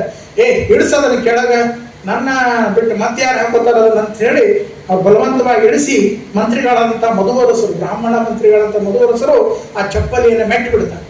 ಮೆಟ್ಟಿದ ತಕ್ಷಣ ಒಂದು ವಿದ್ಯುತ್ ಸಂಚಾರ ಆದಂಗೆ ಆಗ್ತದೆ. ಬೇಗ ಬೇಗ ಕಾಲನ್ನು ತೆಗಿತಾರೆ, ಅಲ್ಲಿಂದ ಹೊರಟು ನಿಲ್ತಾರೆ. ಆಯ್ತಪ್ಪ ಸರಿ ತಗೊಂಡು ಹೋಗು ಅಂದ್ಕೊಳ್ಳಿ ಯಥಾ ಪ್ರಕಾರ ಅವ್ರ ತಲೆ ಮೇಲೆ ತಗೊಂಡು ಹೋಗ್ತಾರೆ. ಆದ್ರೆ ಆ ಮಧುವರಸ ಮಂತ್ರಿಗಳಿಗೆ ಏನಾಗ್ತದೆ, ಮನೆಗೆ ಬರ್ತಿದ್ದಂಗೆ ಅಂಗಾಲೂರಿ ಸ್ಟಾರ್ಟ್ ಆಗ್ತದೆ ಆ ಚಪ್ಪಲಿ ಹಾಕೊಂಡಿದ್ದಕ್ಕೆ. ಯಾಕಂದ್ರೆ ಅವರು ತಮ್ಮ ಮಾನವ ಚರ್ಮದ ಭಾಗಗಳನ್ನ ಕಲ್ಯಾಣಮ್ಮನವರ ಎಡತೊಡೆ ಚರ್ಮ, ಶರಣ ಹರಳಯ್ಯ ಬಲತೊಡೆ ಚರ್ಮವನ್ನ ಹಾಕಿ ಪಾದರಕ್ಷೆ ಮೇಲ್ಭಾಗವನ್ನು ರೆಡಿ ಮಾಡಿರ್ತಾರೆ. ಅದು ಕಾಯಕ ಯೋಗಿ ಬಸವಣ್ಣವ್ರಿಗೆ ಮುಟ್ಟಬೇಕು ಅಂತಂದಾಗ ಇವ್ರು ಕಾಲುರಿ ಮೈಯೂರಿ ಎಲ್ಲ ಸ್ಟಾರ್ಟ್ ಆದ ತಕ್ಷಣ ಅಲ್ಲಿ ಶರಣ ಹರಳಯ್ಯನವರ ಮಗ ಶೀಲವಂತ ಮತ್ತು ಮಂತ್ರಿ ಮಧುವರಸರ ಮಗಳು ಲಾವಣ್ಯವತಿ ಬಾಲ್ಯ ಸ್ನೇಹಿತರಾಗಿರ್ತಾರೆ. ಅವಳು ಬಂದು ಹೇಳ್ತಾಳೆ, ನಮ್ಮ ಅಪ್ಪ ಉರಿ ಉರಿ ಉರಿ ಅಂತ ಕಾಲುರಿ ಅಂತ ಒದ್ದಾಡಾಗತ್ತಾನೆ, ಏನಿದು ಅಂತ ಹೇಳಿದಾಗ ಶರಣ ಹರಳಯ್ಯನ ಮಗ ಶೀಲವಂತ ಹೇಳ್ತಾನೆ, ಸಮಗಾರ ಮನೆಯಲ್ಲಿ ಕರಿಬಾನಿ ಅಂತ ಯೂಸ್ ಮಾಡ್ತಾರೆ ಚರ್ಮ ಹದ ಮಾಡ್ಲಿಕ್ಕೆ. ಆ ಕರಿಬಾನಿಯ ನೀರನ್ನ ಅಥವಾ ಅವರು ಸಮಗಾರ ಬಚ್ಚಲ ಮೋರೆಯ ನೀರನ್ನ ತೆಗೆದುಕೊಂಡು ಹೋಗಿ ಆ ಕರಿಬಾನಿಯನ್ನು ತೆಗೆದುಕೊಂಡು ಹೋಗಿ ನಿಮ್ಮ ಅಪ್ಪನಿಗೆ ಸ್ನಾನ ಮಾಡ್ಲಿಕ್ಕೆ ಹೇಳು ಅಂದ್ರೆ ಮಾತ್ರ ಇದು ಏನು ಮೈ ಉರಿ ಸ್ಟಾರ್ಟ್ ಆಗಿದೆ, ಕಾಲು ಉರಿ ಸ್ಟಾರ್ಟ್ ಆಗಿದೆ ನಿಲ್ತದೆ. ಯಾಕಂದ್ರೆ ಅವರು ತೊಡೆಯ ಚರ್ಮದಿಂದ ಮಾಡಂತ ಚಪ್ಪಲಿಗಳು ಪರಮಾತ್ಮನಿಗೆ ಮುಟ್ಟಬೇಕು, ಗುರುಗಳಾದಂತ ಬಸವಣ್ಣನಿಗೆ ಮುಟ್ಟಬೇಕು, ಅವರು ತಪ್ಪಿ ಹಾಕೊಂಡಿದ್ದಾರೆ ಅಂತ ಒಂದು ಸಣ್ಣ ಸಲಹೆಯನ್ನು ಕೊಡ್ತಾನೆ. ಮಧುವರಸರ ಮಗಳು ಲಾವಣ್ಯವತಿ ಕೂಡ ಬಂದು ಅಪ್ಪನಿಗೆ ಯಥಾ ಪ್ರಕಾರ ವರದಿ ಒಪ್ಪಿಸ್ತಾಳೆ. ಶರಣ ಹರಳಯ್ಯರ ಮಗ ಶೀಲವಂತ ಹಿಂಗೆ ಹೇಳಿದ ತಕ್ಷಣ ಮರು ಮಾತಿಲ್ಲದೆ ತನ್ನ ಆಸ್ಥಾನದ ಸೇವಕರನ್ನ ಕಳಿಸಿ ಅಲ್ಲಿ ಸಮಗಾರ ಹರಳಯ್ಯರ ಕರಿಪಾನಿಯ ಮನೆ ನೀರಂತರ್ಷದಲ್ಲಿ ಸ್ನಾನ ಮಾಡ್ತಾರೆ. ಆ ಊರಿಗೆ ಹೋಗ್ತದೆ, ಆರಾಮಾಗ್ತದೆ. ಆ ಒಂದು ಪ್ರೀತಿ ವಿಶ್ವಾಸದಿಂದ ತಮ್ಮ ಮಗಳನ್ನ ಲಾವಣ್ಯವತಿಯನ್ನ ಶರಣ ಹರಳಯ್ಯನವರ ಮಗ ಶೀಲವಂತಿಗೆ ಧಾರೆ ಎರೆದು ಕೊಡ್ತಾರೆ. ಇವತ್ತಿಗೂ ಏನು ಪ್ರತೀತಿ ಇದೆ ಅಂದ್ರೆ, ಯಾರಿಗಾದ್ರೂ ಮಕ್ಕಳಾಗಿಲ್ಲ ಅಥವಾ ಗಂಡು ಮಕ್ಕಳು ಆಗ್ಬೇಕು ಅಂತಂದ್ರೆ ಸಮಗಾರ ಚಪ್ಪಲಿ ಮಾಡ್ತಕ್ಕಂತಹ ವೃತ್ತಿ ಮಾಡ್ತಕ್ಕಂತಹ ಸಮಗಾರ ಮನೆಯ ಕರಿಬಾನಿಯ ನೀರನ್ನ ನೀವು ಸೇವನೆ ಮಾಡಬೇಕು, ಪ್ರಸಾದ ರೂಪದಲ್ಲಿ ಸ್ವೀಕಾರ ಮಾಡಬೇಕು, ಮಕ್ಕಳಾಗ್ತವೆ, ಗಂಡು ಮಕ್ಕಳಾಗ್ತವೆ ಅನ್ನುವಂಥ ಪ್ರತೀತಿ ಇವತ್ತಿಗೂ ಜನಮಾನಸದಲ್ಲಿ ಹಳ್ಳಿಗಳಲ್ಲಿ ಪ್ರತೀತಿ ಇದೆ. ಸೊ ಇಂಥ ಒಂದು ಸಂದರ್ಭದಲ್ಲಿ ಏನಪ್ಪಾ ಅಂತಂದ್ರೆ, ಪಾದರಕ್ಷೆ ತಯಾರಾದಾಗ ಬಸವಣ್ಣವ್ರ ಹತ್ರ ಹೋದ್ರೆ ಬಸವಣ್ಣವ್ರ ಒಂದು ದೂರದೃಷ್ಟಿ ಇರ್ತದೆ, ದಿವ್ಯ ದೃಷ್ಟಿ. ಅವ್ರು ಮಧುವರಸರಂಗ ಅವಸರ ಮಾಡಂಗಿಲ್ಲ, ಬಿಡಿ ಚಪ್ಪಲಿನ ಹಾಕೋದೇನಲ್ಲಿಲ್ಲ. ಇನ್ನೂ ಅಷ್ಟು ದೂರದ ಶರಣ ಹರಳಯ್ಯ ದಂಪತಿಗಳು ಚಪ್ಪಲಿ ತಗೊಂಡು ಹೋಗೋದನ್ನ, ಯಾಕೆ ಬಂದಿರಿ, ನನ್ಗೆ ಗೊತ್ತಾಯ್ತು ನೀವು ಎದಕ್ಕೆ ಬಂದಿರಿ ಇಲ್ಲ ಪ್ರಭುಗಳೇ ಈ ಚಪ್ಪಲಿಯನ್ನ ನಿಮಗೆ ಉಡಿಸಿ, ಅಯ್ಯೋ ನನಗೆ ಗೊತ್ತಾಗಿದೆ ಅದು ನಾನು ಉಡ್ತಕ್ಕಂಥ, ನಾನು ಧರಿಸ್ತಕ್ಕಂಥ ಚಪ್ಪಲಿ ಅಲ್ಲ, ಅದು ಮಹಾದೇವ ಶಿವನಿಗೆ ಕೂಡಲ ಸಂಗಮನಾಥನಿಗೆ ಸಲ್ಲಬೇಕು, ನಾನು ಹಾಕೊಳ್ತಕ್ಕದ್ದಲ್ಲ ಅಂದಾಗ ಅವು ಇವತ್ತಿನ ದಿವಸ ಅವರು ಮೆಟ್ಟಂಗಿಲ್ಲ, ಬಸವಣ್ಣವ್ರ ಮೆಟ್ಟಂಗಿಲ್ಲ. ಇವತ್ತಿನ ದಿವಸ ಅದೇ ಚಪ್ಪಲಿಗಳು ಏನಪ್ಪಾ ಅಂತಂದ್ರೆ ಇವತ್ತಿಗೂ ಅವು ಜೀವಂತ ಸಾಕ್ಷಿಯಾಗಿ ಅವು ನೋಡ್ಲಿಕ್ಕೆ ನಮ್ಮೆಲ್ಲರಿಗೂ ಸಿಗ್ತವೆ. ಸೇಡಂ ತಾಲೂಕಿನ ಕಲಬುರಗಿ ಜಿಲ್ಲೆಯ ಮಳಕೇಡದಿಂದ 4 ಕಿಲೋಮೀಟರ್ ದೂರ ಕಾಗಿನಾ ನದಿಯ ತೀರದಲ್ಲಿ ಬಿಜನಡಿ ಅಂತ ಒಂದು ಗ್ರಾಮ ಇದೆ. ಅಲ್ಲಿ ಶರಣ ಹರಳೆಯನವರು ಬಸವಣ್ಣವರಿಗಾಗಿ ಮಾಡದಂತ ಪಾದರಕ್ಷೆಗಳನ್ನ ಇವತ್ತಿಗೂ ಸಂರಕ್ಷಿಸಿ ಇಡಲಾಗಿದೆ. ಅಲ್ಲಿ ಪೂಜೆ ನಡೀತಾ ಇದೆ. 14ನೇ ತಲೆಮಾರಿನ ಪೂಜಾರಿಯಾದಂಥ ಬಸವರಾಜ ಅರ್ಚಕರು ಶರಣ ಹರಳೆಯನವರು ಮಾಡಿದಂಥ ಪಾದುಕೆಗಳಿಗೆ ಪೂಜೆ ಸಲ್ಲಿಸ್ತಾ ಹೋಗ್ತಾರೆ. ಅದೇ ತರ ಈ ಮಧುವರಸರ ಮಗಳು ಲಾವಣ್ಯವತಿ ಅವರನ್ನ, ಬ್ರಾಹ್ಮಣರ ಮಂತ್ರಿಗಳ ಮಗಳನ್ನ ಸಮಗಾರ ಹರಳೆಯನವರ ಮಗ ಶೀಲವಂತರು ಕೊಟ್ಟು ಮದುವೆ ಮಾಡ್ತಿದ್ದಂಗೆ ಅದು ಕ್ರಾಂತಿ ಆಗ್ತದೆ. ಬಿಚ್ಚಳ ರಾಜನ ಆಸ್ಥಾನದಂತ ಎಲ್ಲ ಉನ್ನತ ಕುಲದವರು ಬ್ರಾಹ್ಮಣರು ಸಿಡಿದೆದ್ದು ತಿರುಗಿ ಬಿದ್ದು ಕಲ್ಯಾಣ ಕ್ರಾಂತಿ ಆಗ್ತದೆ. ಶರಣ ಹರಳೆಯನವ್ರನ್ನ, ಮಧುವರಸರನ್ನ ಆನೆಯ ಕಾಲಿಗೆ ಕಟ್ಟಿ ನೆಲದ ಮೇಲೆ ಎಳಿತಾರೆ. ಅದು ಎಲ್ಲಾ ವಚನಕಾರರಿಗೆ, ಎಲ್ಲಾ ಶರಣರಿಗೆ ಎಲ್ಲರಿಗೂ ಹೆದರಿಕೆಯಾಗಿ ಅವರೆಲ್ಲರೂ ಕಲ್ಯಾಣ ರಾಜ್ಯ ತೊರೆಯುವಂತಾಗ್ತದೆ. ಬಸವಣ್ಣವರು ಕೂಡಲ ಸಂಗಮದಲ್ಲಿ ಬಂದು ಹಸ್ತಗತರಾಗ್ತಾರೆ. ನಮ್ಮ ಉಡುವಿ ಚನ್ನಬಸವೇಶ್ವರರು ಕೆಲವು ಕಾಲ ಇಲ್ಲಿ ನಮ್ಮ ಉಡುವಿ ದೇವಸ್ಥಾನ ಏನಿದೆ ಅಲ್ಲಿ ಇದ್ರು, ಅಲ್ಲಿಂದ ಅವರು ಉಳುವಿಗೆ ಹೋಗ್ತಾರೆ.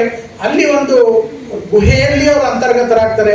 ಹೀಗೆ ತಾವು ಮೂಲ ಎಲ್ಲೆಲ್ಲಿತ್ತು ಅಲ್ಲಲ್ಲಿ ಕಾಯಕ ಶರಣರು ಎಲ್ಲ ವಚನಗಳನ್ನ ಹೇಳ್ತಾರೆ, ಅಂತರ್ಗತರಾಗ್ತಾರೆ.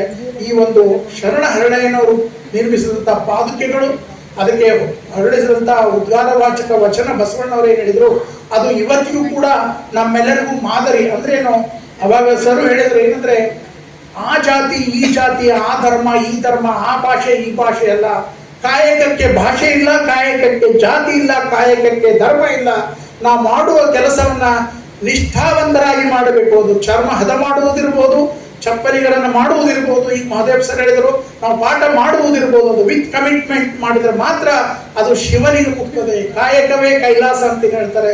ನಮ್ಗೆ ಅವತ್ತು ಹೆಚ್ಚಿಗೆ ಸಂಬಳ ಬರಲಿ ಬರದೇ ಇರಲಿ, ಅಥವಾ ನಮ್ಗೆ ಅದಕ್ಕೆ ಗೌರವ ಸಿಗಲಿ ಸಿಗದೇ ಇರಲಿ, ಪ್ರಾಮಾಣಿಕವಾಗಿ ಆ ಕೆಲಸ ಕಾರ್ಯಗಳನ್ನು ನಾವು ನಿಷ್ಠೆಯಿಂದ ಮಾಡ್ತಾ ಹೋದ್ರೆ ದೇವರು ಒಂದಿಲ್ಲ ಒಂದ್ ದಿವಸ ಕಣ್ಣು ತೆಗಿತಾನೆ, ನಮ್ಗೆ ಅದು ಆದಾಯ ಬರ್ತದೆ, ನಮ್ಮ ಮಕ್ಕಳಿಗೆ ಒಳ್ಳೇದಾಗ್ತದೆ ಅನ್ನೋದಂಥದನ್ನ ಆ 12ನೇ ಶತಮಾನದ ಕಾಯಕ ಶರಣರು ನಮ್ಗೆ ಕಟ್ಟಿಕೊಟ್ಟಿದ್ದಾರೆ. ಇನ್ನೊಬ್ರು ಮಾತಾಡೋದಿದೆ, ತುಂಬಾ ಸಮಯ ಆಗ್ತದೆ. ಈಗ ನಮ್ಮ ಮಕ್ಕಳಿಂದ ಹೇಳ್ತೇನೆ. ಕೊನೆಯದಾಗಿ ಉಲ್ಲೇಖ ವ್ಯಕ್ತಿಯ ಕುರಿತು ಮಾತನಾಡಲಿದ್ದಾರೆ ನಿವೃತ್ತ ಪೊಲೀಸ್ ಅಧಿಕಾರಿಗಳು ಶ್ರೀಯುತ ಗಿರೀಶ್ ಆರ್ ಕಾಂಬಳೆ. ನಂತರ ಸನ್ಮಾನ ಕಾರ್ಯಕ್ರಮ. ಬಂಧುಗಳೇ, ಬಹಳ ಮಹತ್ವವಾದದ್ದು ಇದು. ಒಂದು, ನಾನು ಕನ್ನಡ ಮತ್ತು ಸಂಸ್ಕೃತಿ ಇಲಾಖೆಯವರು ಒಂದು ವಿನಂತಿ ಮಾಡ್ಕೊಳ್ಳೋದು ಮೊದಲು ಮರಿಬಾರ್ದಂತೆ ಮತ್ತೆ ಹೇಳ್ಬಿಡ್ತೇನೆ ನಾನು. ವಚನಕಾರರು ಅಂದ ಮೇಲೆ ಅಂತ ಇಂಥ ದಿನ ಅಲ್ಲ ಅದು. ಇದು ಬಹಳ ಕ್ರಾಂತಿಯನ್ನು ತಂದಂತಹ ದಿನ ಇದು. ನಮಗೆಲ್ಲರಿಗೂ ಗೊತ್ತಿದೆ, ಬಸವಣ್ಣವ್ರನ್ನ ಈ ಥರ ಎಲ್ಲ ಬಸವಾದಿ ಶರಣರನ್ನ ಒಂದು ಕಡೆ ಜಯಂತಿಯನ್ನು ಆಚರಣೆ ಮಾಡಿ 4-5 ಜನರ ಜಯಂತಿಯನ್ನು ಇನ್ನೊಂದು ಕಡೆ ಮಾಡೋದು ಯಾಕೋ ಒಂಥರ ಇದೊಂದು ಬೇಜಾರು ತರುವಂಥದ್ದು ಅಂತೇಳಿ ನಾನು ಅನುಭವಿಸ್ತೀನಿ ಬಂಧುಗಳು. ದಿನ ಯಾವುದಾದ್ರೂ ಇರಲಿ, ಎಲ್ಲ ಶರಣರೆಲ್ಲ ದಿನಗಳನ್ನ ವರ್ಷವನ್ನ ನಾವಿಲ್ಲಿ ನೆನೆಸ್ಕೊಳ್ದಷ್ಟು ಮಾತ್ರವಿಲ್ಲ, ಅವ್ರು ಮಾಡಿದಂಥ ಕೆಲಸ ನೆನಪಲ್ಲಿ ಇಟ್ಕೊಂಡು ನಾವು ಏನು ಮಾಡಬೇಕು ಅನ್ನೋಂಥ ಕಾರ್ಯಕ್ರಮ ಹಾಕೊಳ್ಳೋದು ಬಹಳ ಮುಖ್ಯವಾಗಿದೆ. ಕಾರಣ ಏನಂದ್ರ ಈ ನೆಲಮೂಲದ ಮೂಲ ನಿವಾಸಿಗಳನ್ನ, ಬಹುಸಂಖ್ಯಾತರನ್ನ, ಆಹಾರಕ್ಕಾಗಿ ಬಂದಂತ ಜನರು ನಮ್ಮನ್ನೇನು ದಿಕ್ಕೆಡಿಸಿ ಬಿಟ್ರು, ಅವರಿಗೆ ನೆಲೆಯನ್ನು ಕೊಟ್ಟಂತ ಬುದ್ಧನ ನಂತರ ಯಾರಾದರೂ ಕೊಟ್ಟಿದ್ರೆ ಅವರೇ ಬಸವಾದಿ ಶರಣರು ಬಂಧುಗಳ. ಯಾಕಂದ್ರೆ 10 ನಿಮಿಷದಲ್ಲಿ ಅವ್ರ ವಚನ ಹೇಳೋದು ಒಂದು ಉದ್ದೇಶವಾಗಿರ್ಬೋದು ಕನ್ನಡ ಸಂಸ್ಕೃತಿದು, ಆದರೆ ಆ ವಚನದಲ್ಲಿ ಬಂದಂತ ವಚನಕಾರರೆಲ್ಲ ಏನೆಲ್ಲ ಬಯಸ್ಕೊಂಡಿದ್ರು, ಏನೆಲ್ಲ ಎದುರಿಸಿದ್ದಾರೆ ಅನ್ನೋದು ಬಹಳ ಮುಖ್ಯ ಇದೆ ಬಂಧುಗಳೇ. ಆ ವಿಷಯದಲ್ಲಿ ನಾವೆಲ್ಲ ಚರ್ಚೆ ಮಾಡಬೇಕು, ಅದು ಬಹಳ ಮುಖ್ಯವಾದ. ಬುದ್ಧನ ನಂತರ ಬಸವಣ್ಣವರು ಬಹಳ ಕಷ್ಟಪಟ್ಟರು, ನಿಮಗೆ ಗೊತ್ತಿದೆ. ಹಾಗಿದ್ರೆ ಬುದ್ಧನ ಪೂರ್ವದಲ್ಲಿ ನಾವು ಹೇಗಿದ್ದೀವಿ? ಸಂಘ ಜೀವನದಲ್ಲಿ ಇದ್ವಿ ನಾವು. ಮೂಲ ನಿವಾಸಿಗಳು ಬಿಡಿ ಭಾಗವೇ ಇರಲಿಲ್ಲ ನಮ್ಮಲ್ಲಿ, ಯಾವುದೇ ತರ 2 ದೊಡ್ಡಗಳೇ ಇರಲಿಲ್ಲ. ಹಾಗಂದ ಕಷ್ಟ ಇರಲಿಲ್ಲ ಅಂತೇನಲ್ಲ, ಗದ್ದಳು ಕಷ್ಟಿದ್ದು. ಆದರೆ ನಾವು ಇದೇನು ಜಾತಿ ಪಂಥ ಧರ್ಮ ಅನ್ನುವಂಥ ವೇದನೆ ಮತ್ತು ನರಳುವಿಕೆ ಇದು ಮೊದಲು ಇಲ್ವೇ ಇಲ್ಲ. ಹಾಗೆ ಯಾಕೆ ಬಂತು ಅನ್ನೋದು, ಅದಕ್ಕೆ ಇವತ್ತು ನಾವು ಡಾಕ್ಟರ್ ಬಾಬಾ ಸಾಹೇಬ್ ಅಂಬೇಡ್ಕರ್ ನೆನ್ಸ್ಕೊಳ್ಳೇಬೇಕು ಬಂಧುಗಳೇ. ಯಾಕಂದ್ರೆ ಹೊಂಗಲ್ ಫ್ಯಾಮಿಲಿ ಅಂದ್ರೆ ನಾ ಇತಿಹಾಸ ಓದಿನಿ, ಬಾಬಾ ಸಾಹೇಬ್ ಅತಿ ಸಮೀಪ ಬರುವಂತ ಫ್ಯಾಮಿಲಿ. ಸತ್ಯವಾಗಿದ್ದು ಇತಿಹಾಸವನ್ನು ಅದಕ್ಕೆ ನೀವು ಇತಿಹಾಸವನ್ನು ಓದಿದವರು ಇತಿಹಾಸವನ್ನು ಮಾಡೋದೇ ಇಲ್ಲ. ಹಾಗೆ ವಚನದಲ್ಲಿ ಬರುವಂತ ಎಲ್ಲ ಏನು ಕ್ರಾಂತಿಯನ್ನ ಬದಲಾವಣೆಯನ್ನ ಮೂಲತನವನ್ನು ತರುವಂತ ಇಚ್ಛೆ ಪಟ್ಟಿದ್ರು ಅವರೆಲ್ಲರೂ ನೆನೆಸ್ಕೋಬೇಕಾದಂತ ದಿನ ಇವತ್ತು. ಅದಕ್ಕೆ ನಾನು ಕನ್ನಡ ಸಂಸ್ಕೃತಿ ನಿರ್ದೇಶಕ ಸಾಹೇಬರಿಗೆ ವಿನಂತಿ ಮಾಡ್ಕೊಳ್ತೇನೆ, ಬಸವನ ಜೊತೆಗೆ ಸಿದ್ದರಾಮಯ್ಯ ಜೊತೆಗೆ ಅನುಭವ ಮಂಟಪದಲ್ಲಿ ಬರುವಂತ ಎಲ್ಲ ಶರಣಿಯರ ಏಕೈಕ ಒಂದು 2 ದಿನ ಆಗಲಿ. ಮೊನ್ನೆ ನಾವು 3 ದಿನ ಕಮ್ಮಟ್ ಮಾಡಿದ್ರು. ಆ ಕಮ್ಮಟದಲ್ಲಿ ಬಸವರು ಬಂದಿದ್ರು, ಅಂಬೇಡ್ಕರ್ ಬಂದಿದ್ರು, ಗಾಂಧಿನೂ ಬಂದಿದ್ರು, ಬುದ್ಧನೂ ಬಂದಿದ್ರು, ಕುವೆಂಪುರು ಬಂದಿದ್ರು.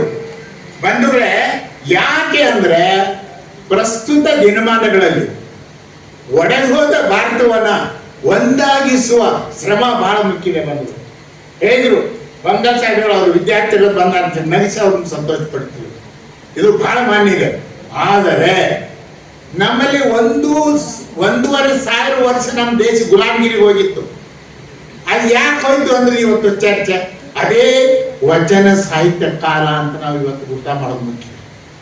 ನೋಡಿ, ಮೊದಲು ಹಾಗಿದ್ರೆ ಯಾವಾಗ ಇದು ಬಂತು, 11 ವೈರಿಗಳು ಯಾವಾಗ ಬಂದ್ರು ನಮ್ಮ ದೇಶ, ಅದಕ್ಕೆ ಇತಿಹಾಸವನ್ನ ಹೊಂದಾಣಿಕೆ ಅಂತ ಚರ್ಚೆ ಮಾಡಿದ್ರ.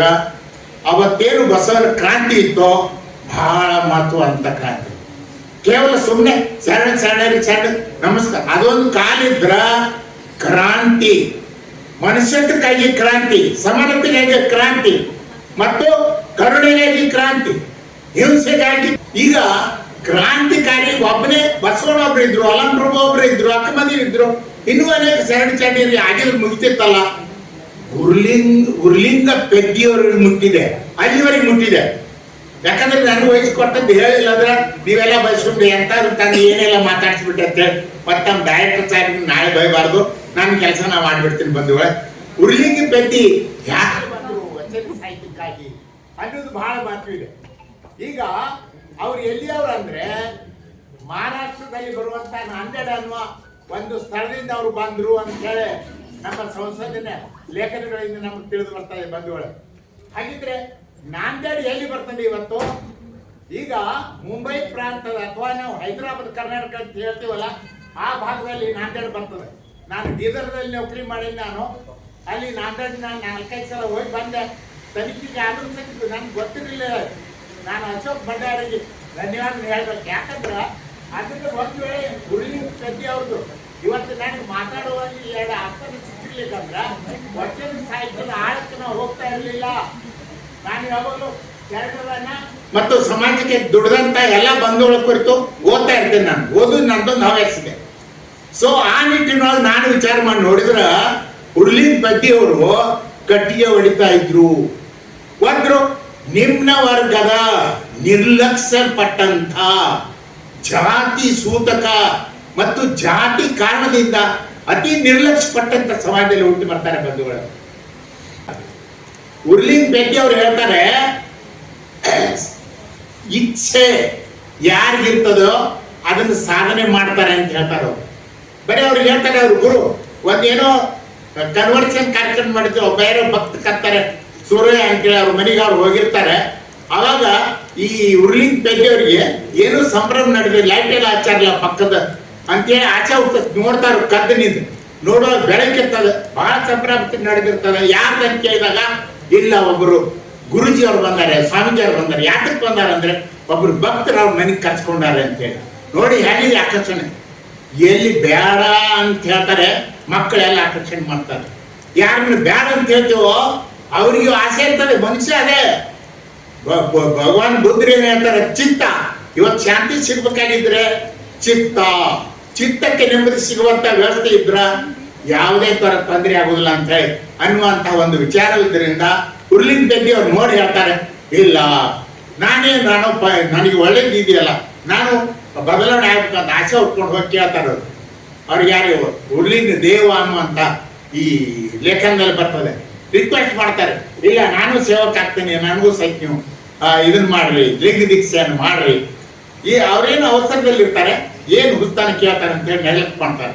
ಪದೇ ಪದೇ ಕೇಳೋರು ಮಾಡ್ಬೇಕನ್ನ ಆಯ್ತು ಅಂತ ಹೇಳೋದು ಸಿಕ್ಕಂತ ಒಂದು ಕಲ್ಲನ್ನ ಕೈಗೆ ಕೊಟ್ಟು ಬಿಡ್ತಾರೆ. ಇದು ನೋಡಿ ವಿಚಿತ್ರ ಅನಿಸ್ತದೆ. ಯಾರು ಬಯಸ್ತಾರೋ ಅವ್ರಿಗೆ ಸಿಕ್ಕದನ್ನು ಅದೇ ಶಿವಾನ, ಸಿಕ್ಕದ ಶಿವಾನ ಅಂತಾನೆ ಹಳ್ಳಿಯೊಳಗೆ. ನಾನು ಹಳ್ಳಿಯೊಳಗೆ ಹುಟ್ಟಿ ನಾನು ಅದೇ ಅಂತೇಳಿ ನಾವು ಇದು ಸಿಂದಗಿ ತಾಲೂಕು ಅಲ್ಲಿ ಒಂದಿದೆ ಕುರಿದು ಹಿಕ್ಕಿ ಶ್ರೀಶೈಲಕ್ಕೆ ಹೋಗಿ ಬಂದು ಹಿಕ್ಕಿ ಕೊಟ್ಟು ಆ ಹಿಕ್ಕಿನ ಒಂದು ಶಿವಾಸೆ. ನಾನು ಯಾಕಂದ್ರೆ ಪಾಲಿ ಭಾಷೆ ಕಲಿತಾನೆ, ನಾವು ಸ್ಟೂಡೆಂಟ್ ರಿಟೈರ್ ಆದ ನಂತರ.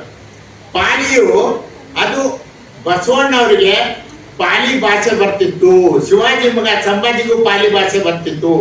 ಸಂಸ್ಕೃತ ಕಾಲ ಮತ್ತು ಪಾಲಿಯ ಕಾಲ ಇವತ್ತು ನಾವು ಅರ್ಥ ಮಾಡ್ಕೊಳ್ಳುವಂಥದ್ದು ಇತಿಹಾಸಕಾರದ ಬಹಳ ಮಹತ್ವವಾದ್ರಿಂದ ಇರಲಿ. ನಾವು ಸಂಸ್ಕೃತತೆ ತಿಳ್ಕೊಳ್ಳ ಅಂಗ್ ನಾನು ಓದಿದ ವಚನಗಳಲ್ಲಿ ಒಂದೆರಡು ವಚನ ಹೇಳಿ ನಿಮ್ಗೆ ತಿಳಿಸ್ತೇನೆ. ನಾನು ಅದ್ರ ಕುರಿತು ನಾವು ಸಂಶೋಧನೆ ಆಗಬೇಕು.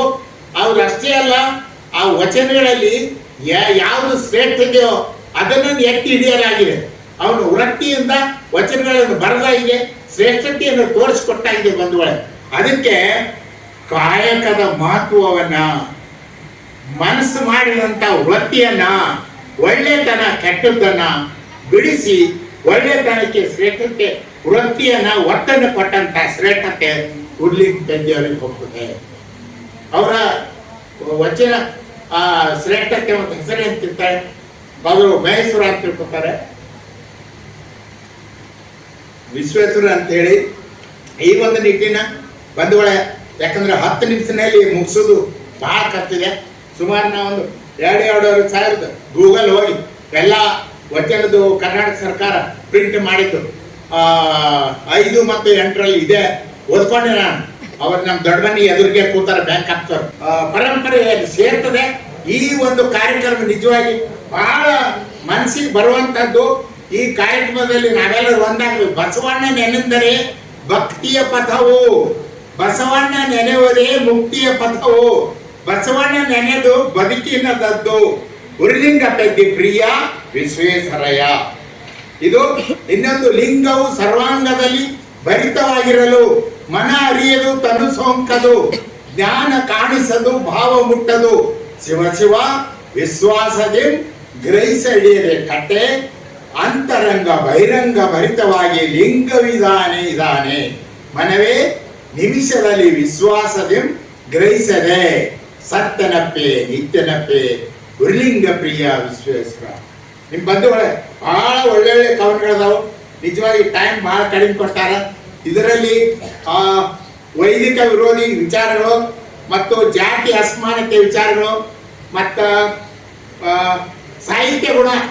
ಕೇವಲ ವಚನ ಅಂದ್ರೆ ಹುಚ್ಚನಂಗೆ ಬರ್ದಿಲ್ಲ, ಸಂಗೀತಮಯ ಇದೆ. ನೋಡಿ, ನಮ್ದು 90ರ ದೊಡ್ಡ ಮನೆ ಹಿರಿಯರು ಒಳ್ಳೆ ವಚನ ಇಲ್ಲಿ ನಮ್ಮ ಎದುರು ಹೇಳಿಬಿಟ್ರು ಬಾಯಾಟ್. ನಮ್ಮ ಸಹೋದರಿ ಇದೆ ಇಲ್ಲೆಲ್ಲ ವಚನ ಸಂಗೀತ ಕೊಟ್ರೆ ನಮ್ಮ ಅನಿಲ್ ಮೇತ್ರಿ ಅವರು ಎಲ್ಲ ಸಹಯೋಗದಲ್ಲಿ. ಆ ವಚನ ಸಾಹಿತ್ಯದ ಸಂಗೀತ ಪ್ರತಿಯೊಂದು ವಚನದಲ್ಲಿ ಸತ್ತು ರಾಗಬದ್ಧವಾಗಿದೆ. ಅಕ್ಕ ಮದುವೆ ಭೈರವ ರಾಗದಲ್ಲಿ ನನಗೆ ಸಂಗೀತದಲ್ಲಿ ಸ್ವಲ್ಪ ಆಸಕ್ತಿ ಬಂದವ. ಒಂದು 20 ರಾಗ ಹೇಳ್ತೇನೆ ನಾನು. ವಚನದಲ್ಲಿ ಬೇಕಾದಷ್ಟು ಸಂಗೀತ ಇದೆ.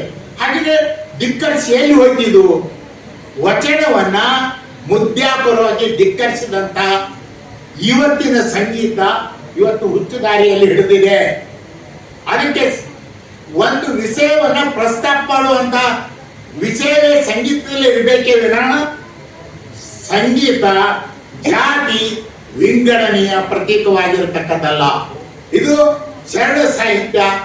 ಇದು ನಿಜವಾಗಿ ನಮಗೆ ಬುದ್ಧಿಯನ್ನು ಹೇಳ್ತದೆ. ಅದಕ್ಕೆ ನಾನು ಸಾಹೇಬ್ರು ಬೆಕ್ಕೇರಿ ಸಾಹೇಬ್ರು ಇನ್ನೊಂದ್ಸಲ ವಿನಂತಿ ಮಾಡ್ತೀನಿ, ವೇಳೆ ಆಗಿದೆ.